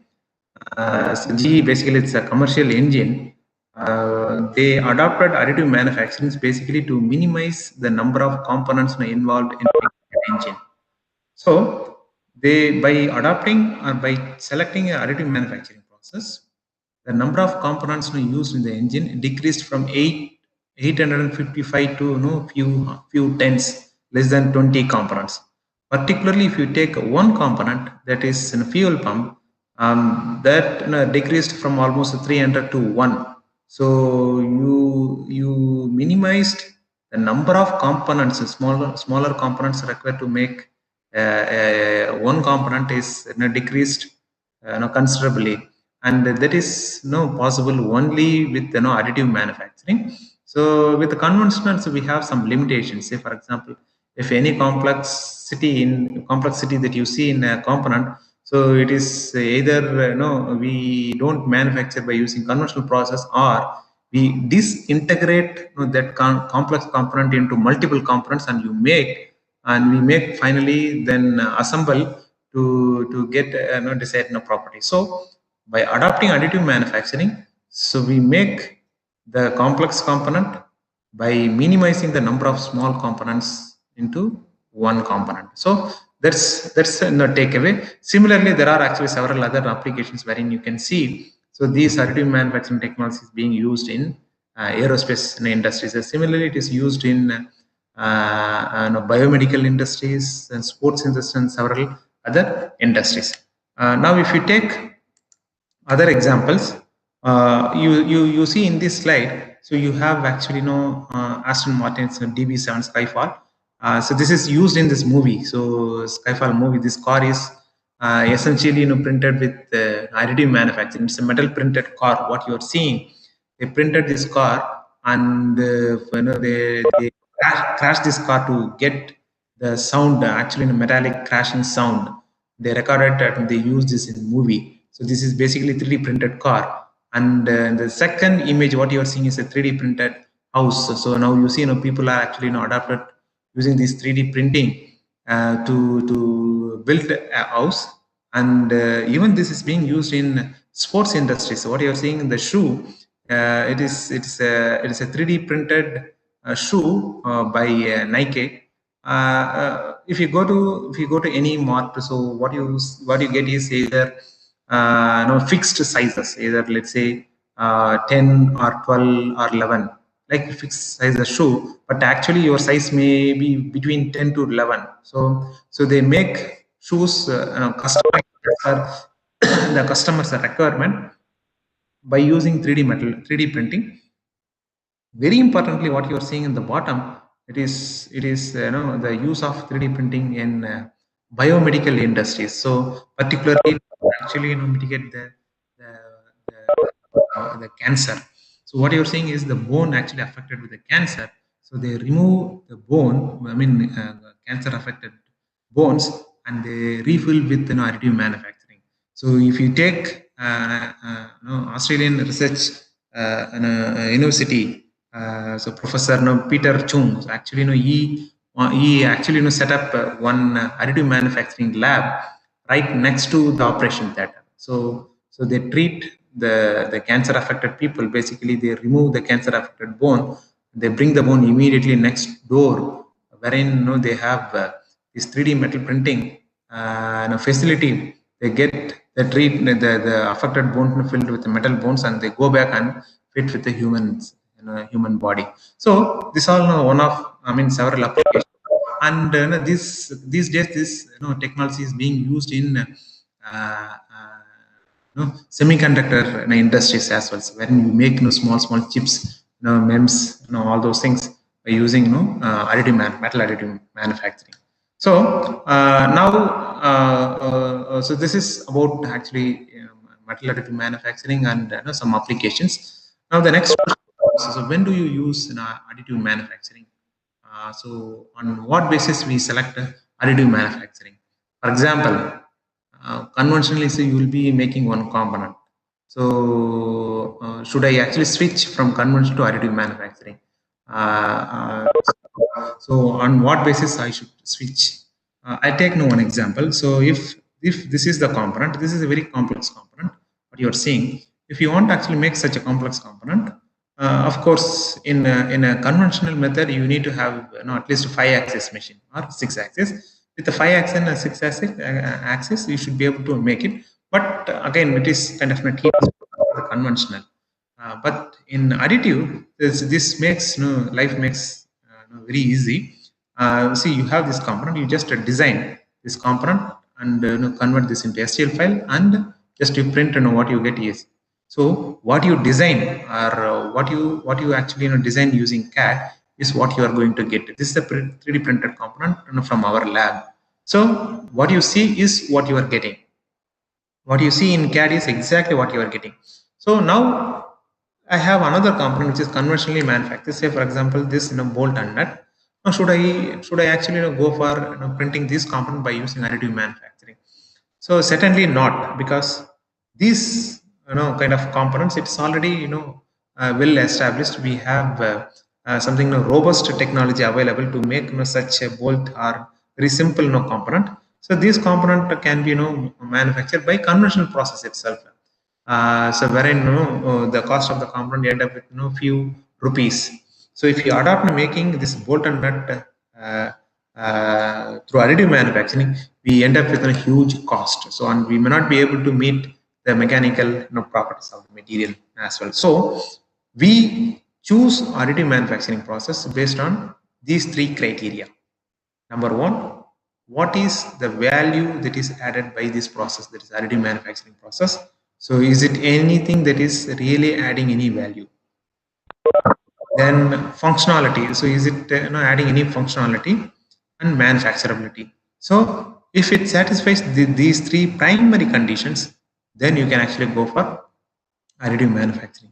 If somebody is interested in doing actually business or would like to take this as a career, so you just look for what is the business opportunity in additive manufacturing, what is the return on investment, what is the business sustainability.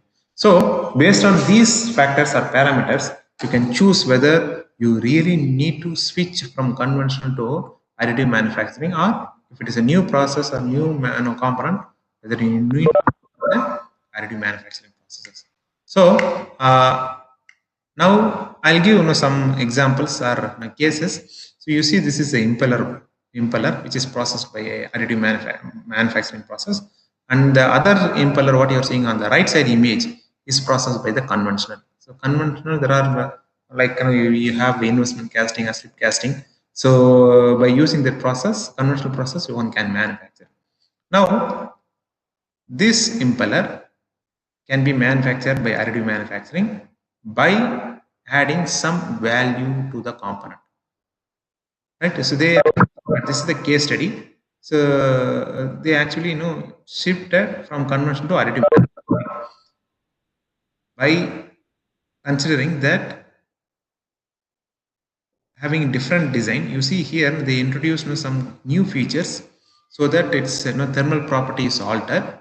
By altering thermal related properties, so they found that almost the efficiency increased by 2.5% for every increase of temperature about 100 degrees C. So every 100 degrees C increase in temperature will gives almost like 2.5% increase in the efficiency. So this is possible by the newly adopted design. Whereas this newly adopted design, it is very difficult to manufacture by conventional processes. So here, basically, you are controlling the heat transfer. Right? This is one case study, and similarly, there are several case studies available. This is another example wherein you see the fuel pump that is being used in automobile industries. So conventionally, it is made by casting, and you have actually investment casting also, different materials, and this component is now replaced with additive manufacturing, and you see almost material efficiency. Material efficiency meaning the wastage has reduced considerably. So in the conventional process, it ended up with almost like 50% wasted, 46% waste. That waste has been reduced almost considerable amount from 46. Right, it has improved about 67% of the materials efficiency. So like this, there are several other examples one can quote. So basically, you need to have what is your component. By adopting additive manufacturing, what additional value it is adding to your component is what very important. Okay, so now what are the steps involved in additive manufacturing is very important. So here you can focus. So which area, say for example, if you would like to take it up this as your PhD or a career, so there are plenty of opportunity to work on the additive manufacturing. I'm focusing particularly metal additive. So let's say you have your idea, and you just convert that idea using, let's say, in simple hand sketch or a CAD or something like that. So now you actually print this component using additive manufacturing. Then this additively manufactured component sometimes may not be able to put it in a real time or real conditions. So of course these components needs to go for post processing. That post processing includes, let's say, heat treatment, polishing, surface finish, and several other processes. So you have either large segments. So your idea, and you design your idea basically. So you actually convert that into paper material or sketch material. You just convert, and you convert that into a component, and you, once a component is made, do post processing so that it meets the requirement of the real time or real world conditions. So here you have this large 4 spectrum: design of products, 3D printing, and post processing. So you can actually fit yourself into any of these areas to work on additive manufacturing.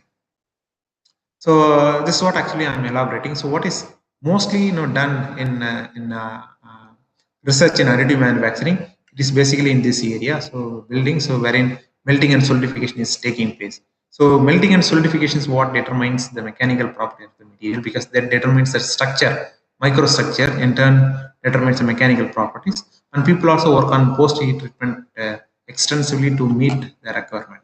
So here I'll give some big plans wherein you have the opportunity to actually work on additive manufacturing.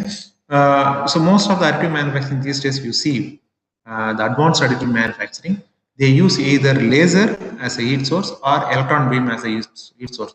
Electron beam is very rarely seen, but mostly they use laser for melting the material. So when you have a laser, and when the laser is interacting with the metal powder, there are several physical phenomena are taking place. So you have absorption and convection, conduction, and there are several other physical phenomena taking place, and that leads to the melting of the material. So you see here it's a laser, melting is taking place, melt pool dynamics, and heat loss and solidifications. All these phenomena are taking place at a time. So this all happening these all the different basically physical events happening at a time during selective laser melting process. And this what actually determines the microstructure of the component.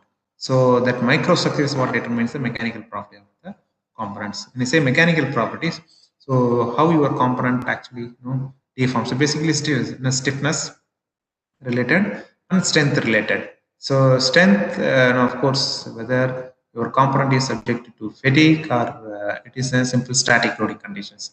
If it is a static, then you test for tensile testing. If it is a dynamic, you just develop a SN curve for the given material or the processed material. So here you have large opportunity for this. So if you are interested in heat transfer, so if you are good at actually thermofluids, so you can work on actually all these areas. Say for example, so melting, melt pool dynamics, melt pool heat loss, all these areas you can work. If somebody is very good in fluid dynamics, so you can work on actually see how the melt pool dimension is determined with laser parameters. So if somebody is very good in materials, he can work on how the structure is determined by this additive manufacturing process, and he can actually relate the structure with the mechanical properties. So you have vast area to work on actually metal additive manufacturing, and you can take it up this as your career or research field. I'll give actually one example. So superalloys that is being used in the turbines. You see here sometimes superalloys. You see, so mostly the superalloys are used in the combustor region. If you take an engine, so you have three major segments. One is the compressor on the left side, and combustor at the middle region, and you have a turbine on the extreme right region. So compressor, combustor, and turbine. So compressor components are generally operating at a very low temperature. So essentially, you don't have to worry about when compared with the turbines. So turbines is the one actually which really operates at a very high temperature. Sometimes the temperature can even go well above the melting point of the material. So for example, if you take here and the bottom left side, so you have the component superalloy. Melting point of the superalloy is around 1100 degrees C, whereas actually the engine is operating at 1400. You see, the melting point of the material is around 1100 or 200, whereas your operating temperature goes well above 1400. So in between, actually, you have coatings, fins, small cooling channels, all those things. So that can be manufactured by additive manufacturing method. So here the point what I would like to make here is mostly these gas turbines are processed with single crystal material or directionally solidified material. These days, you can see most of these engines are made with a single crystal material. So what is single crystal? Single crystal you see here on the extreme right side. If you compare the extreme right side and extreme left side, so extreme left side is what conventionally you are seeing material. So conventional material will have grains and grain boundaries. So your component will have multiple grains and grain boundaries basically. But this is not for aerospace applications. So they look for actually to have a material with a single grain, so without having any grain boundaries. So they look for actually single crystal.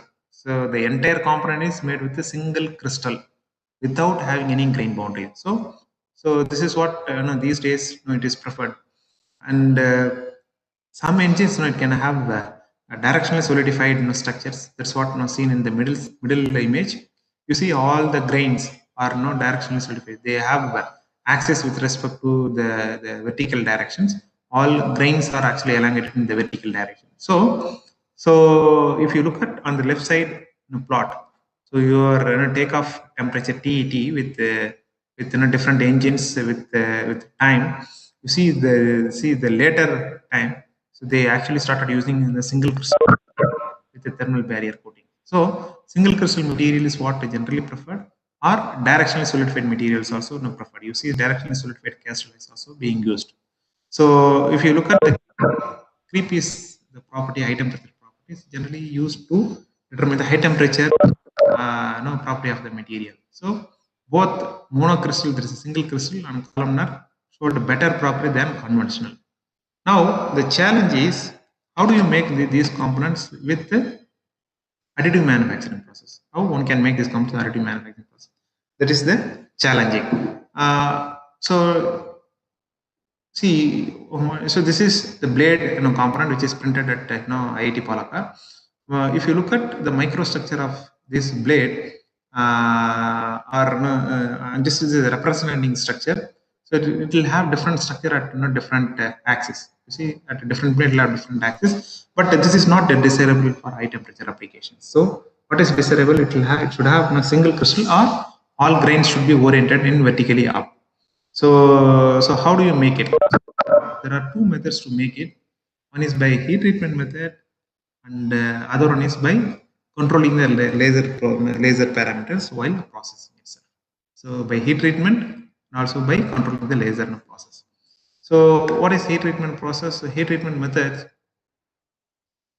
basically you are altering the microstructure by knowing it's the physical metallurgy of the component. Say for example, this is a component that you processed, right? This is the as printed component. Just you made the component. You are seeing the microstructure. The as printed component microstructure will have this inverted mushroom structure. You see, so but this structure is not desirable for the actual application. You need to alter this microstructure. So how do you do that? You can alter this microstructure by adopting a conventional heat treatment process. Conventional heat treatment process is what I'm given here. So this all the normally people have adopted this heat treatment process, 3 different heat treatment process to get these 3 different microstructures. You see here, this microstructure that you are seeing on the top left side microstructure is altered to any of the right side microstructure.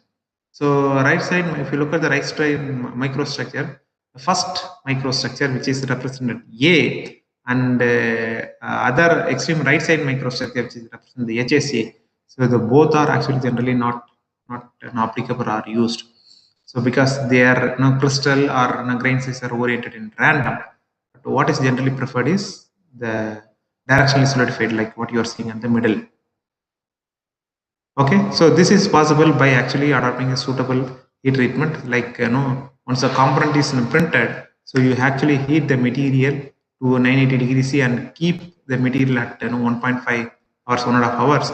Then you drastically decrease it to room temperature and do another one more actually kind of tempering, or you call it as a aging process, and you keep at a different aging temperature for 8 hours each. You end up this microstructure. So this microstructure is now desirable. So or I would say that this can actually have equivalent structural property with the directionally solidified microstructure.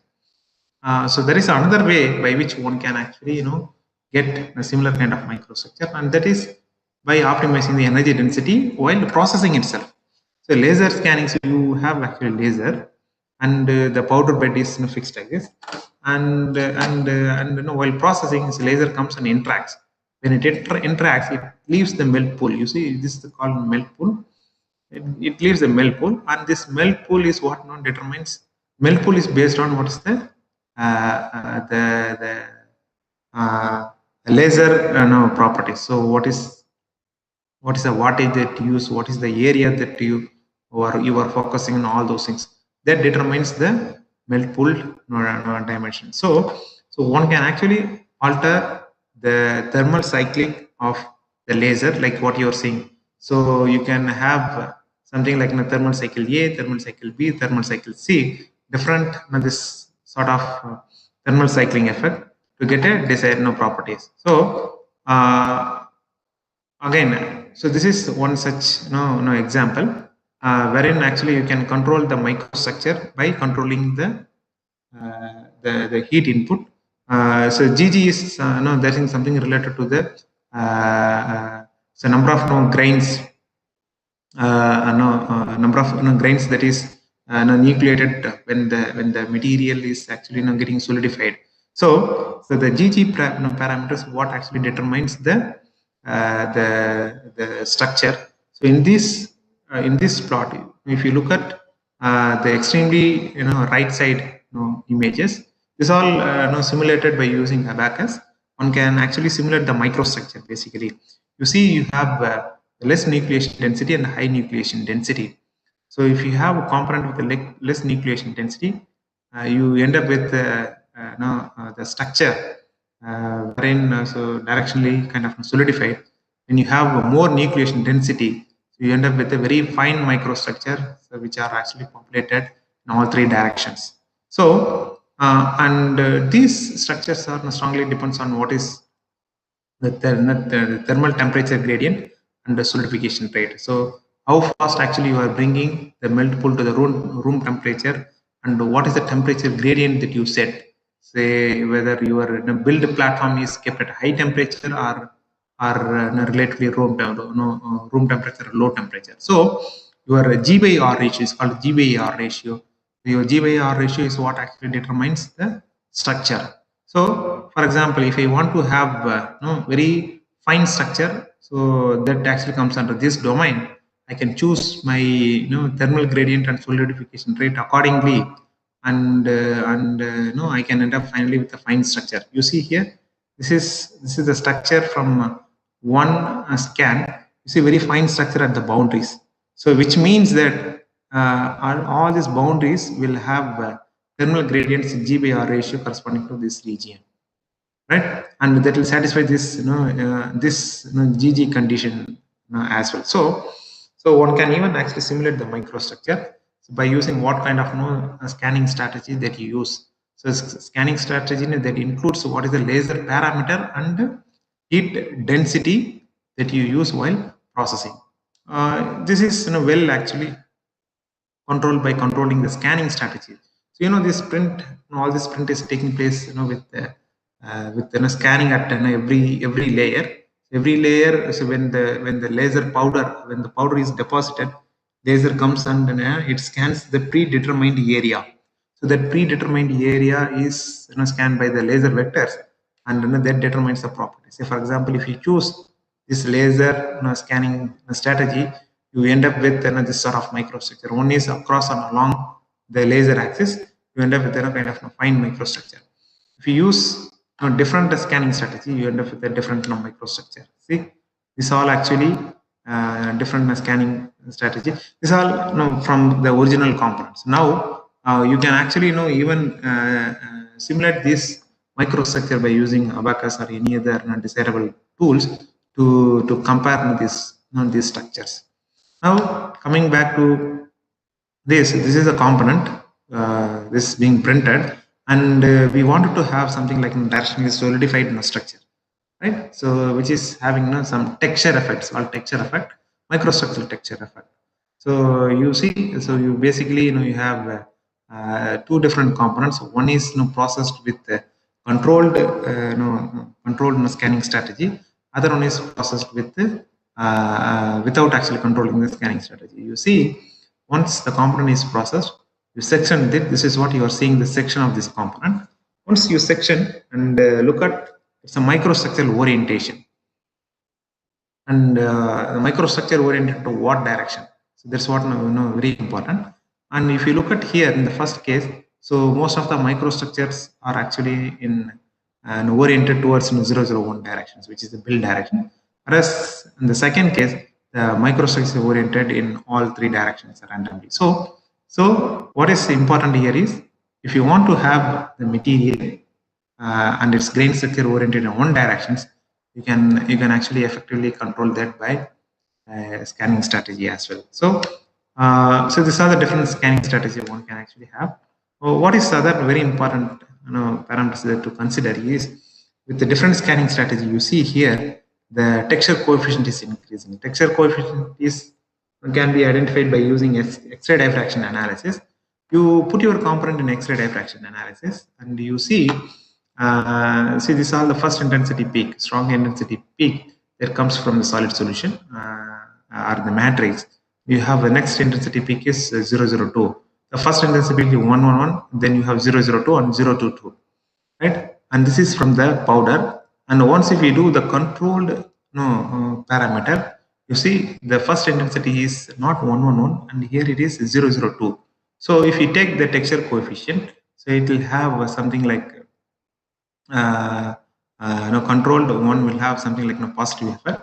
You see, within a different control will have a different texturing coefficient, which is actually having larger number, increasing number. So the increasing number indicates that your component is having highly texture, or more and more texture effect is coming into picture. So this is the one significance. And one can also control or have a texture effect by controlling the energy density alone. So either by scanning parameter or by energy density, one can actually achieve the texture effect. So this is the texture effect which I discussed in the last two slides. So other related work by heat treatment is that by selecting the scanning or suitable scanning strategy process. So that is so this is basically we printed the coupons or components with three different orientations. One is 0, 45 and 90, three different orientations, and so I call it horizontal, vertical and angular. and we did selective heat treatment or proper heat treatment, and we performed actually impact testing on these coupons. Now, what you see from the literature shown value, this is from literature, this is the highest impact energy that is seen from this particular aluminum alloy, which is used in aerospace applications. By carefully doing heat treatment and also by selecting the careful scanning strategy, you see almost like a two-fold increase in impact strength. So it is observed in all horizontal, vertical, and angular components. So we also did actually careful heat treatment at 270 and 320 degree. All showed actually improved performance compared to the literature shown value. So the point I want to make here is one can actually end up with higher mechanical properties if you carefully choose scanning strategy or processing method or heat treatment method to have higher mechanical properties. So that's from this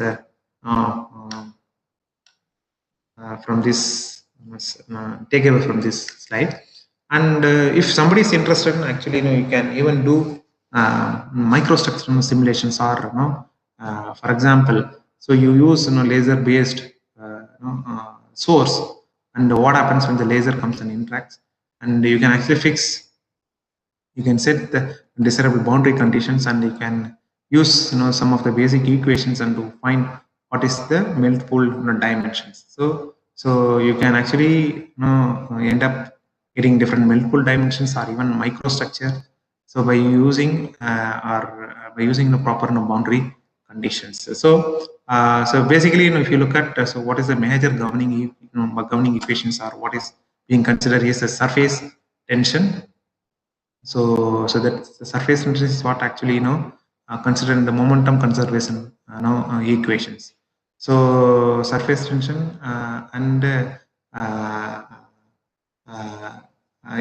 surface tension is what actually mostly considering this momentum conservation equation.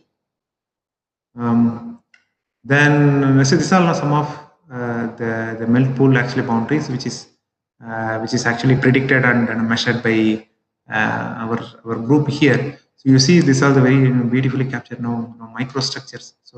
So this microstructure aspect ratio, that is length to width aspect ratios, generally should be within 1. So it is what generally preferred, and we could get or achieve these melt pool boundaries with the desirable ratios. So like I mentioned, so there are actually several ways one can actually control this melt pool boundaries. Like I mentioned, so control the input energy density, and that input energy density strongly depends on scan speed and the laser energy that you use. So and that determines even actually the dimension of this melt pool. So you see these are some of the experiments wherein you see with increasing the scanning speed and the energy input, you see how the melt pool dimension is varying. With that, I just would like to introduce other facilities that we have at IIT Palakkad. We have a basic set of facilities that are related to additive manufacturing. If anyone of you interested in doing additive manufacturing, metal additive manufacturing, you can actually take IIT Palakkad help. So we have some almost all state-of-art equipment or facilities housed at our campus at IIT Palakkad. So you can actually come and make use of this facility. So you see, you name any state-of-art manufacturing facilities, either we have and we will be having those equipment in let's say 6 months or 1 year of time or down the line.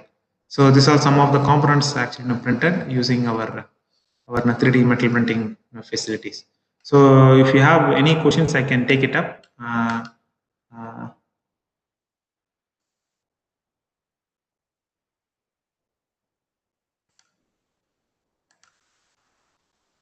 Hello.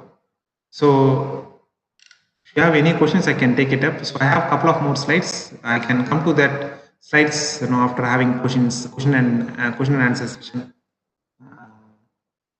from the slides that we discussed now. Okay. Thank you, sir, for giving a nice talk. Sir, I have one more. Hello. Yes, I'm listening to you. Yes, please. Okay, I have one or two questions.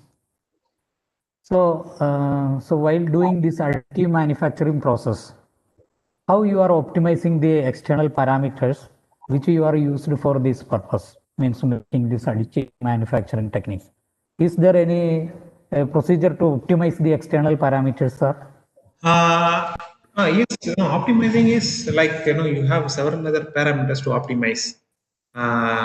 See, No, generally, actually, once you told you are using this laser and for heating, so how much laser power and how much temperature should be there for performing these manufacturing techniques?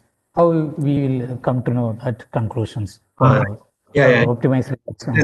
Nice question. So, we actually, start with, say, for example, if you are coming with a new alloy, which is completely new, so we have, any history about that material, right? So we know only what sort of material it is. Say, for example, it can be some nickel-based material, or it can be simple aluminum material.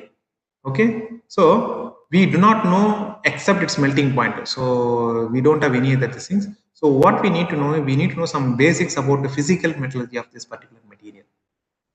So what happens when we heat the material at different temperatures? Let's say, so is there any desirable phases are coming in?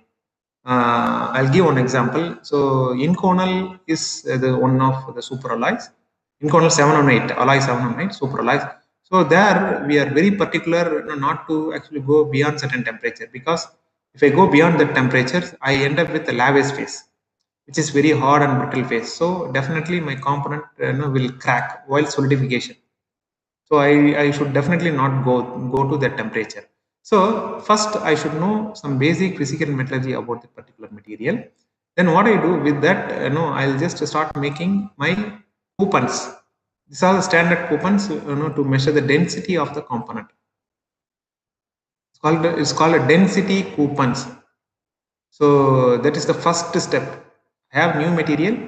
I know it's a little bit about the physical metallurgy of that particular alloy. Then I know its melting temperature and other thermal related properties. I use the laser parameters such that I end up with making density cubes, at least 50 to 60 density cubes. They are like 1 centimeter by 1 centimeter by 1 centimeter cubes. This is my first step. Now I'll take these coupons, then I'll go and measure what is the density, what is and what parameter I. So these density cubes are now printed by changing the velocity, laser velocity, and laser energy density. There is watt per centimeter square. Laser energy density, laser scanning speed. So there is meter per second. So now I'll get a rough idea under what range of scanning speed and energy density I get close or to the theoretical value density. So then from there actually I proceed. So this is something like you start with unknown parameters to the known parameters, then you narrow down to your requirement. So that's how actually we process for the new alloy. If something known alloy, then I don't have to worry about it. For known alloy, for example, aluminum. So aluminum, I can find in the literature saying that they'll say don't exceed beyond 90 joule per mm cube. It's the energy density. So they'll say so don't exceed 90 and don't go below 76. So this range I will get. So if it is some material which is already been worked out or available, literature available. So this is how actually we proceed. Okay, thank you, sir. I have one more question. Actually, if you plan to print some small devices, whether we require a dice or a molder for that, or that whatever we are programming, just like it will print out, or whether we require additional dice or more molds, something like that. No, you don't have to. You don't have to see. That's what I say here. The process is layer by layer. So what you have here is you have build a platform. You build a platform. So from the platform, so you have to actually make a scaffold. Scaffold is something like which is used to hold your component. So there is no mold is required. So so you use absolutely no molding for your process. You just print in the first layer. I think I should have showed another representative. So without You showed your related to sorry. detailed picture or something. You can you share the screen on this particular topic? Which Wait, I'll do that. I'll do that.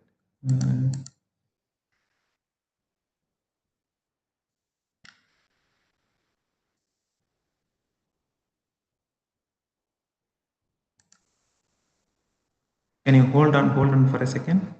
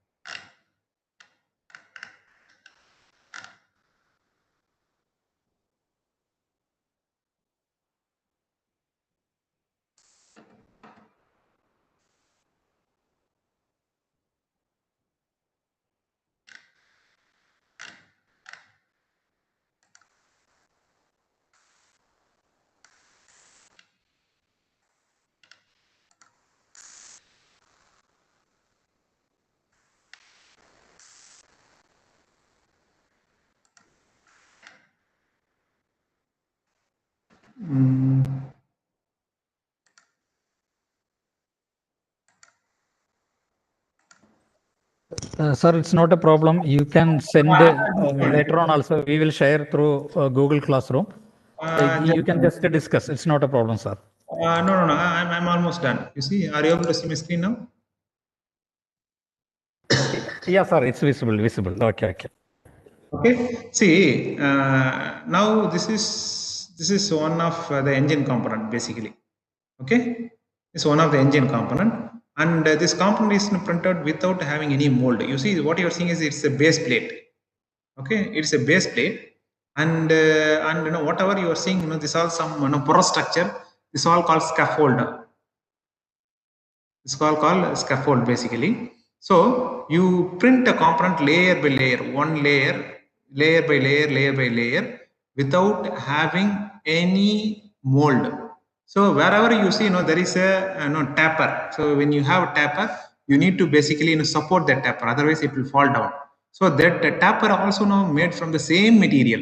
So this is all actually waste material, but it is used to hold that tapered portion with the base plate. So you have base plate. This is what your design on the left side. What you're seeing, this is how you designed, right?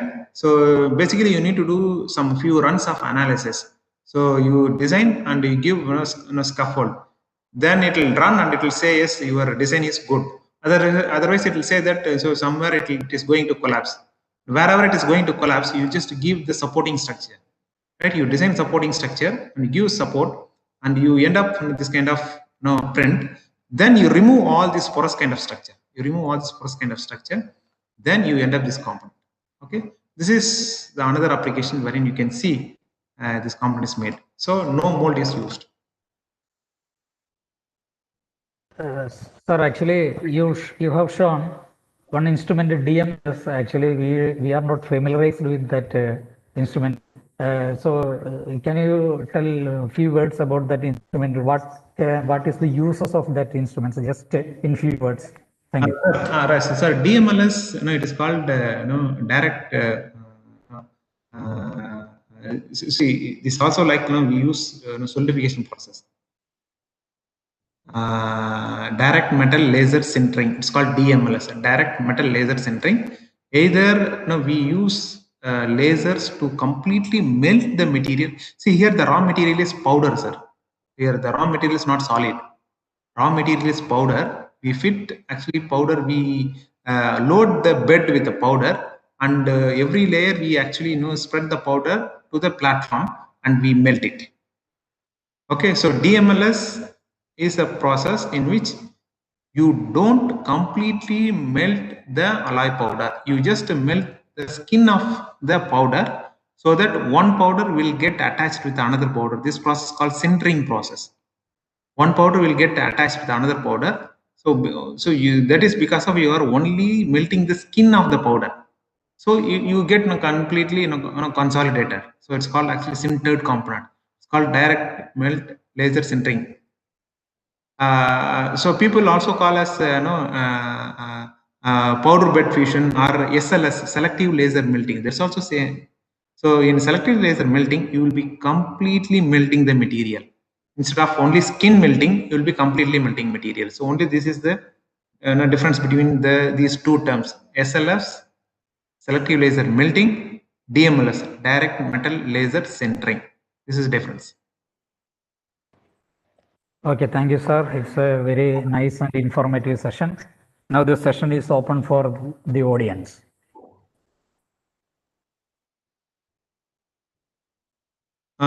So before that, I just wanted to know, maybe I can take up any questions. Then I have a few more slides. Then I can show those. Then I can put it. Okay.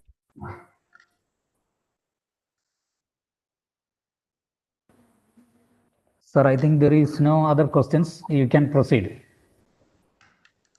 All right. Yes.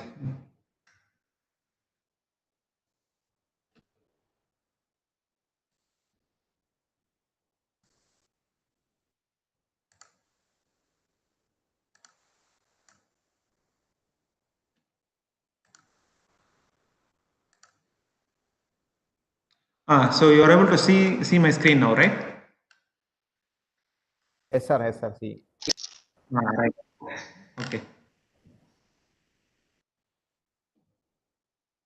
So there are actually the other ways. This is something related to the title of the FDP. See, people also used this technique, additive manufacturing technique, to make MEMS or any other small devices. You see here, this all the components made by using so digital light projection. This comes under a lithography process. So it's called SLT process, stereo lithography process. You see there are small devices is manufactured. Similarly, one can also use the polymerization techniques, selective polymerization technique, to make small devices. So like I show here. So again, this is also skull actually is made by screen printing. So small, you see this is a very fine or small features. So as per basically this is what actually you design and use the proper material, and by using screen printing you can make such a small devices. Just flash this. This is another very interesting technique. It's called DLW, so direct laser writing techniques. So you use lasers to make small this kind of channels. You see this all small channels. So for example, if you take, I'll give an application, fuel cells. In fuel cells, they use such a small channels. So one side will act as anode, the other side will act as a cathode, and you have electrolyte inside. So these small channels, very tiny channels, it will have the dimension, let's say 90 micron between these, and this W channels will have less than 90 micron.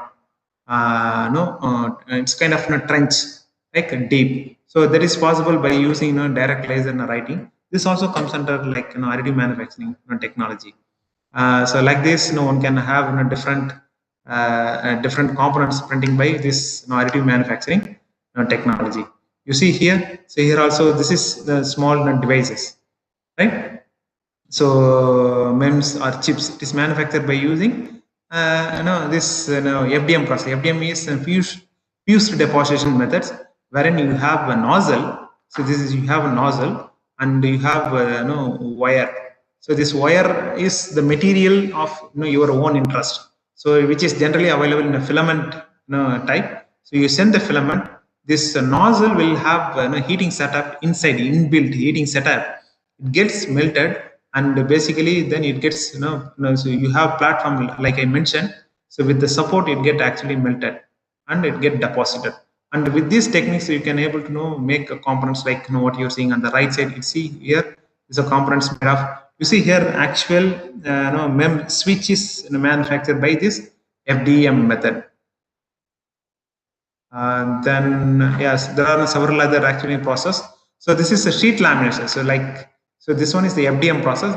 So in my original presentation, I showed about DMLS and SLS, that is selective laser sintering and direct metal laser sintering or selective laser melting process.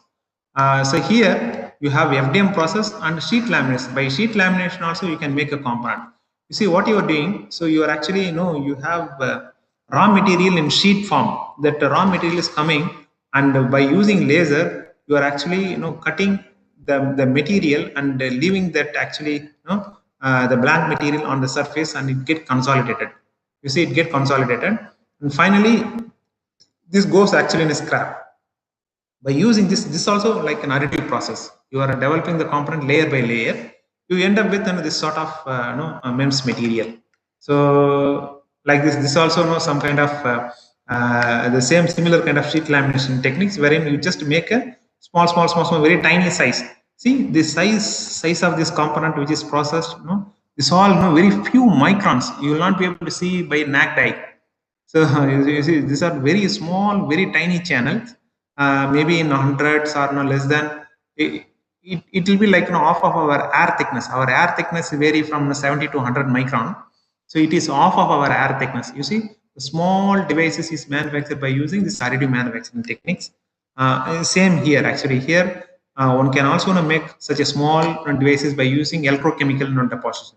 So this is another technique. Even by friction method, one can make such actually devices or the component. So to conclude, additive manufacturing technique is the technique wherein you make a component layer by layer, and there are several processes available.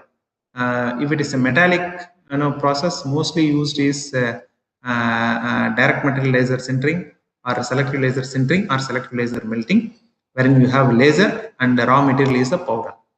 That is what more normally used, and that method is used to make big components.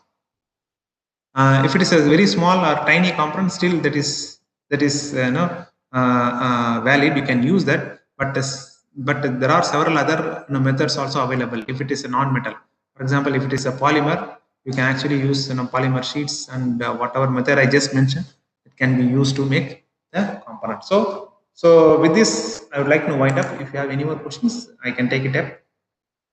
Thank you. Sir, one question, please. Is this same like printing? Can we do mass production, the same product for n number of time? See, this is the big challenge with additive manufacturing. As I said, additive manufacturing is not meant for very mass production. Additive manufacturing, it is a complement. It is a complement to the conventional manufacturing. Say, if sometimes a conventional manufacturing goes handicapped. So it says so. Like I showed, initially some components it is very difficult to manufacture conventional. So that time you take it to unconventional. But when it comes to mass production, it is always challenging because some applications. So human body, so let's say we are replacing one bone, implants. We call it implants, right? So implant is unique. Say like my bone structure and your bone structure, our size may not be same. So that time we go for additive manufacturing, because that time it is a requirement. Conventionally, it may be very difficult or tedious process. So the application requires such a special requirement. So that time only mostly additive manufacturing is used. But mass production, so for example, these days, fuel nozzles, they go for mass production, but with the expense of but still you will not be able to meet with the conventional process in some aspects. Okay, sir. Okay, thank you. Sir, hello, is it audible? Yeah, please go on. Sir, actually, I am basically an experimentalist. Actually, is there any scope for making core structure using this additive manufacturing technique? Especially if I am giving some semiconductor structure, whether you can coat this metallic structure over that and we can make this metal dielectric interface, something like that. Is there any possibility? Yeah, you can. So, see, your question is, I have a component. Can I make a coating on the component by additive manufacturing process? Is that understanding correct? Yes, sir. See, so the answer is, my answer is like yes and no. If it is something no related to, if it is a metallic and heavy, it is always actually difficult in additive manufacturing process. But on other side, people are using this technique for repairs. So any component that surface has to be removed and be re-coated, and people are doing it. So for the heavy metallic and thick components, for thin sheets or thin components, I don't think additive manufacturing can be, this technology can be used. Okay, whatever I understood, it's meant for machineries, not for this kind of thin film coating and this research based. I think so. Is it, sir? No, additive manufacturing is, no, that's what I said. I showed some of the examples. So people are now started working on actually making, thin, like very thin, films or coatings. Thin films by like FDM method or laser method. But your question is something like the different material is called a directionally having different materials in the cross section. I don't think that is matured with additive manufacturing. Okay. Thank you, sir. Thank you. One more question adding to it. So, for example, if an electrical component, if we want to make of it, can we do that? Insulation, electrical component insulation. Yeah. Specific equipment. If we need to provide some sort of insulation, can we do this by additive manufacturing? I think that is coating. I think it not comes under additive manufacturing. That is coating. So no, for me it would be. I don't know whether you can call that as additive manufacturing here. So you are just giving insulation to that material, and I don't know. You can call that as additive manufacturing. No, sir. What I supposed to ask is, if the particular electrical component which we need to use in submarines and all, so that requires some sort of insulation. For that, if we can use this process to give a coating required for that specific, can we do that? Okay. So it is called a surface engineering. Basically, what you are talking about is surface engineering. See, so you have a component. The component needs to be protected from the atmosphere, correct? So, or it can actually protected from any other atmosphere. You need to have special material. So, if it is a special material, say not necessarily it's insulating material or something like that, that can be treated as a surface engineering. Not additive manufacturing. Additive manufacturing is making a component. By definition, what I'm talking about, as per ASTM definition, it is making a component layer by layer process. It is called bottom to top process. So if it applies there, then we can call that as additive manufacturing. Okay, sir. Thank you.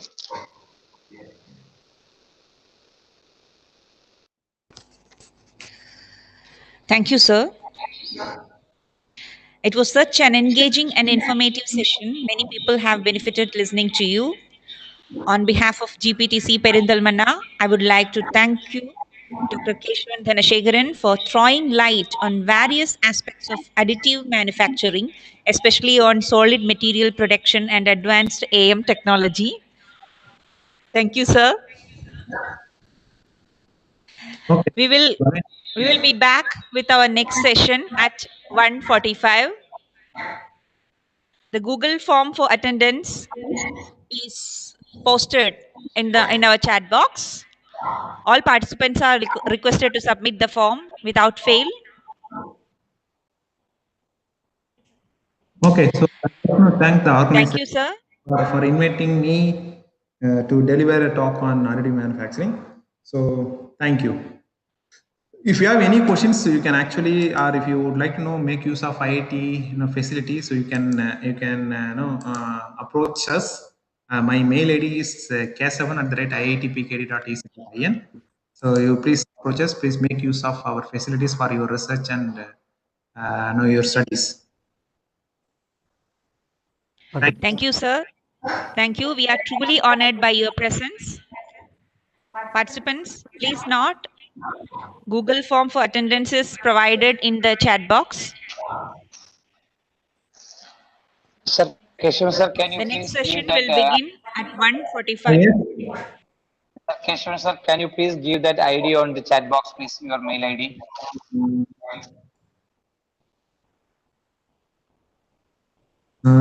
Yeah, I'm watching now.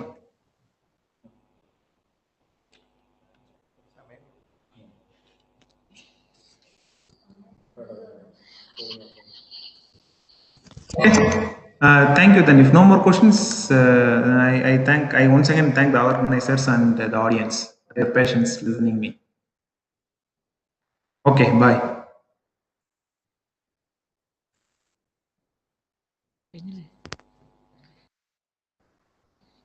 Thank you, sir.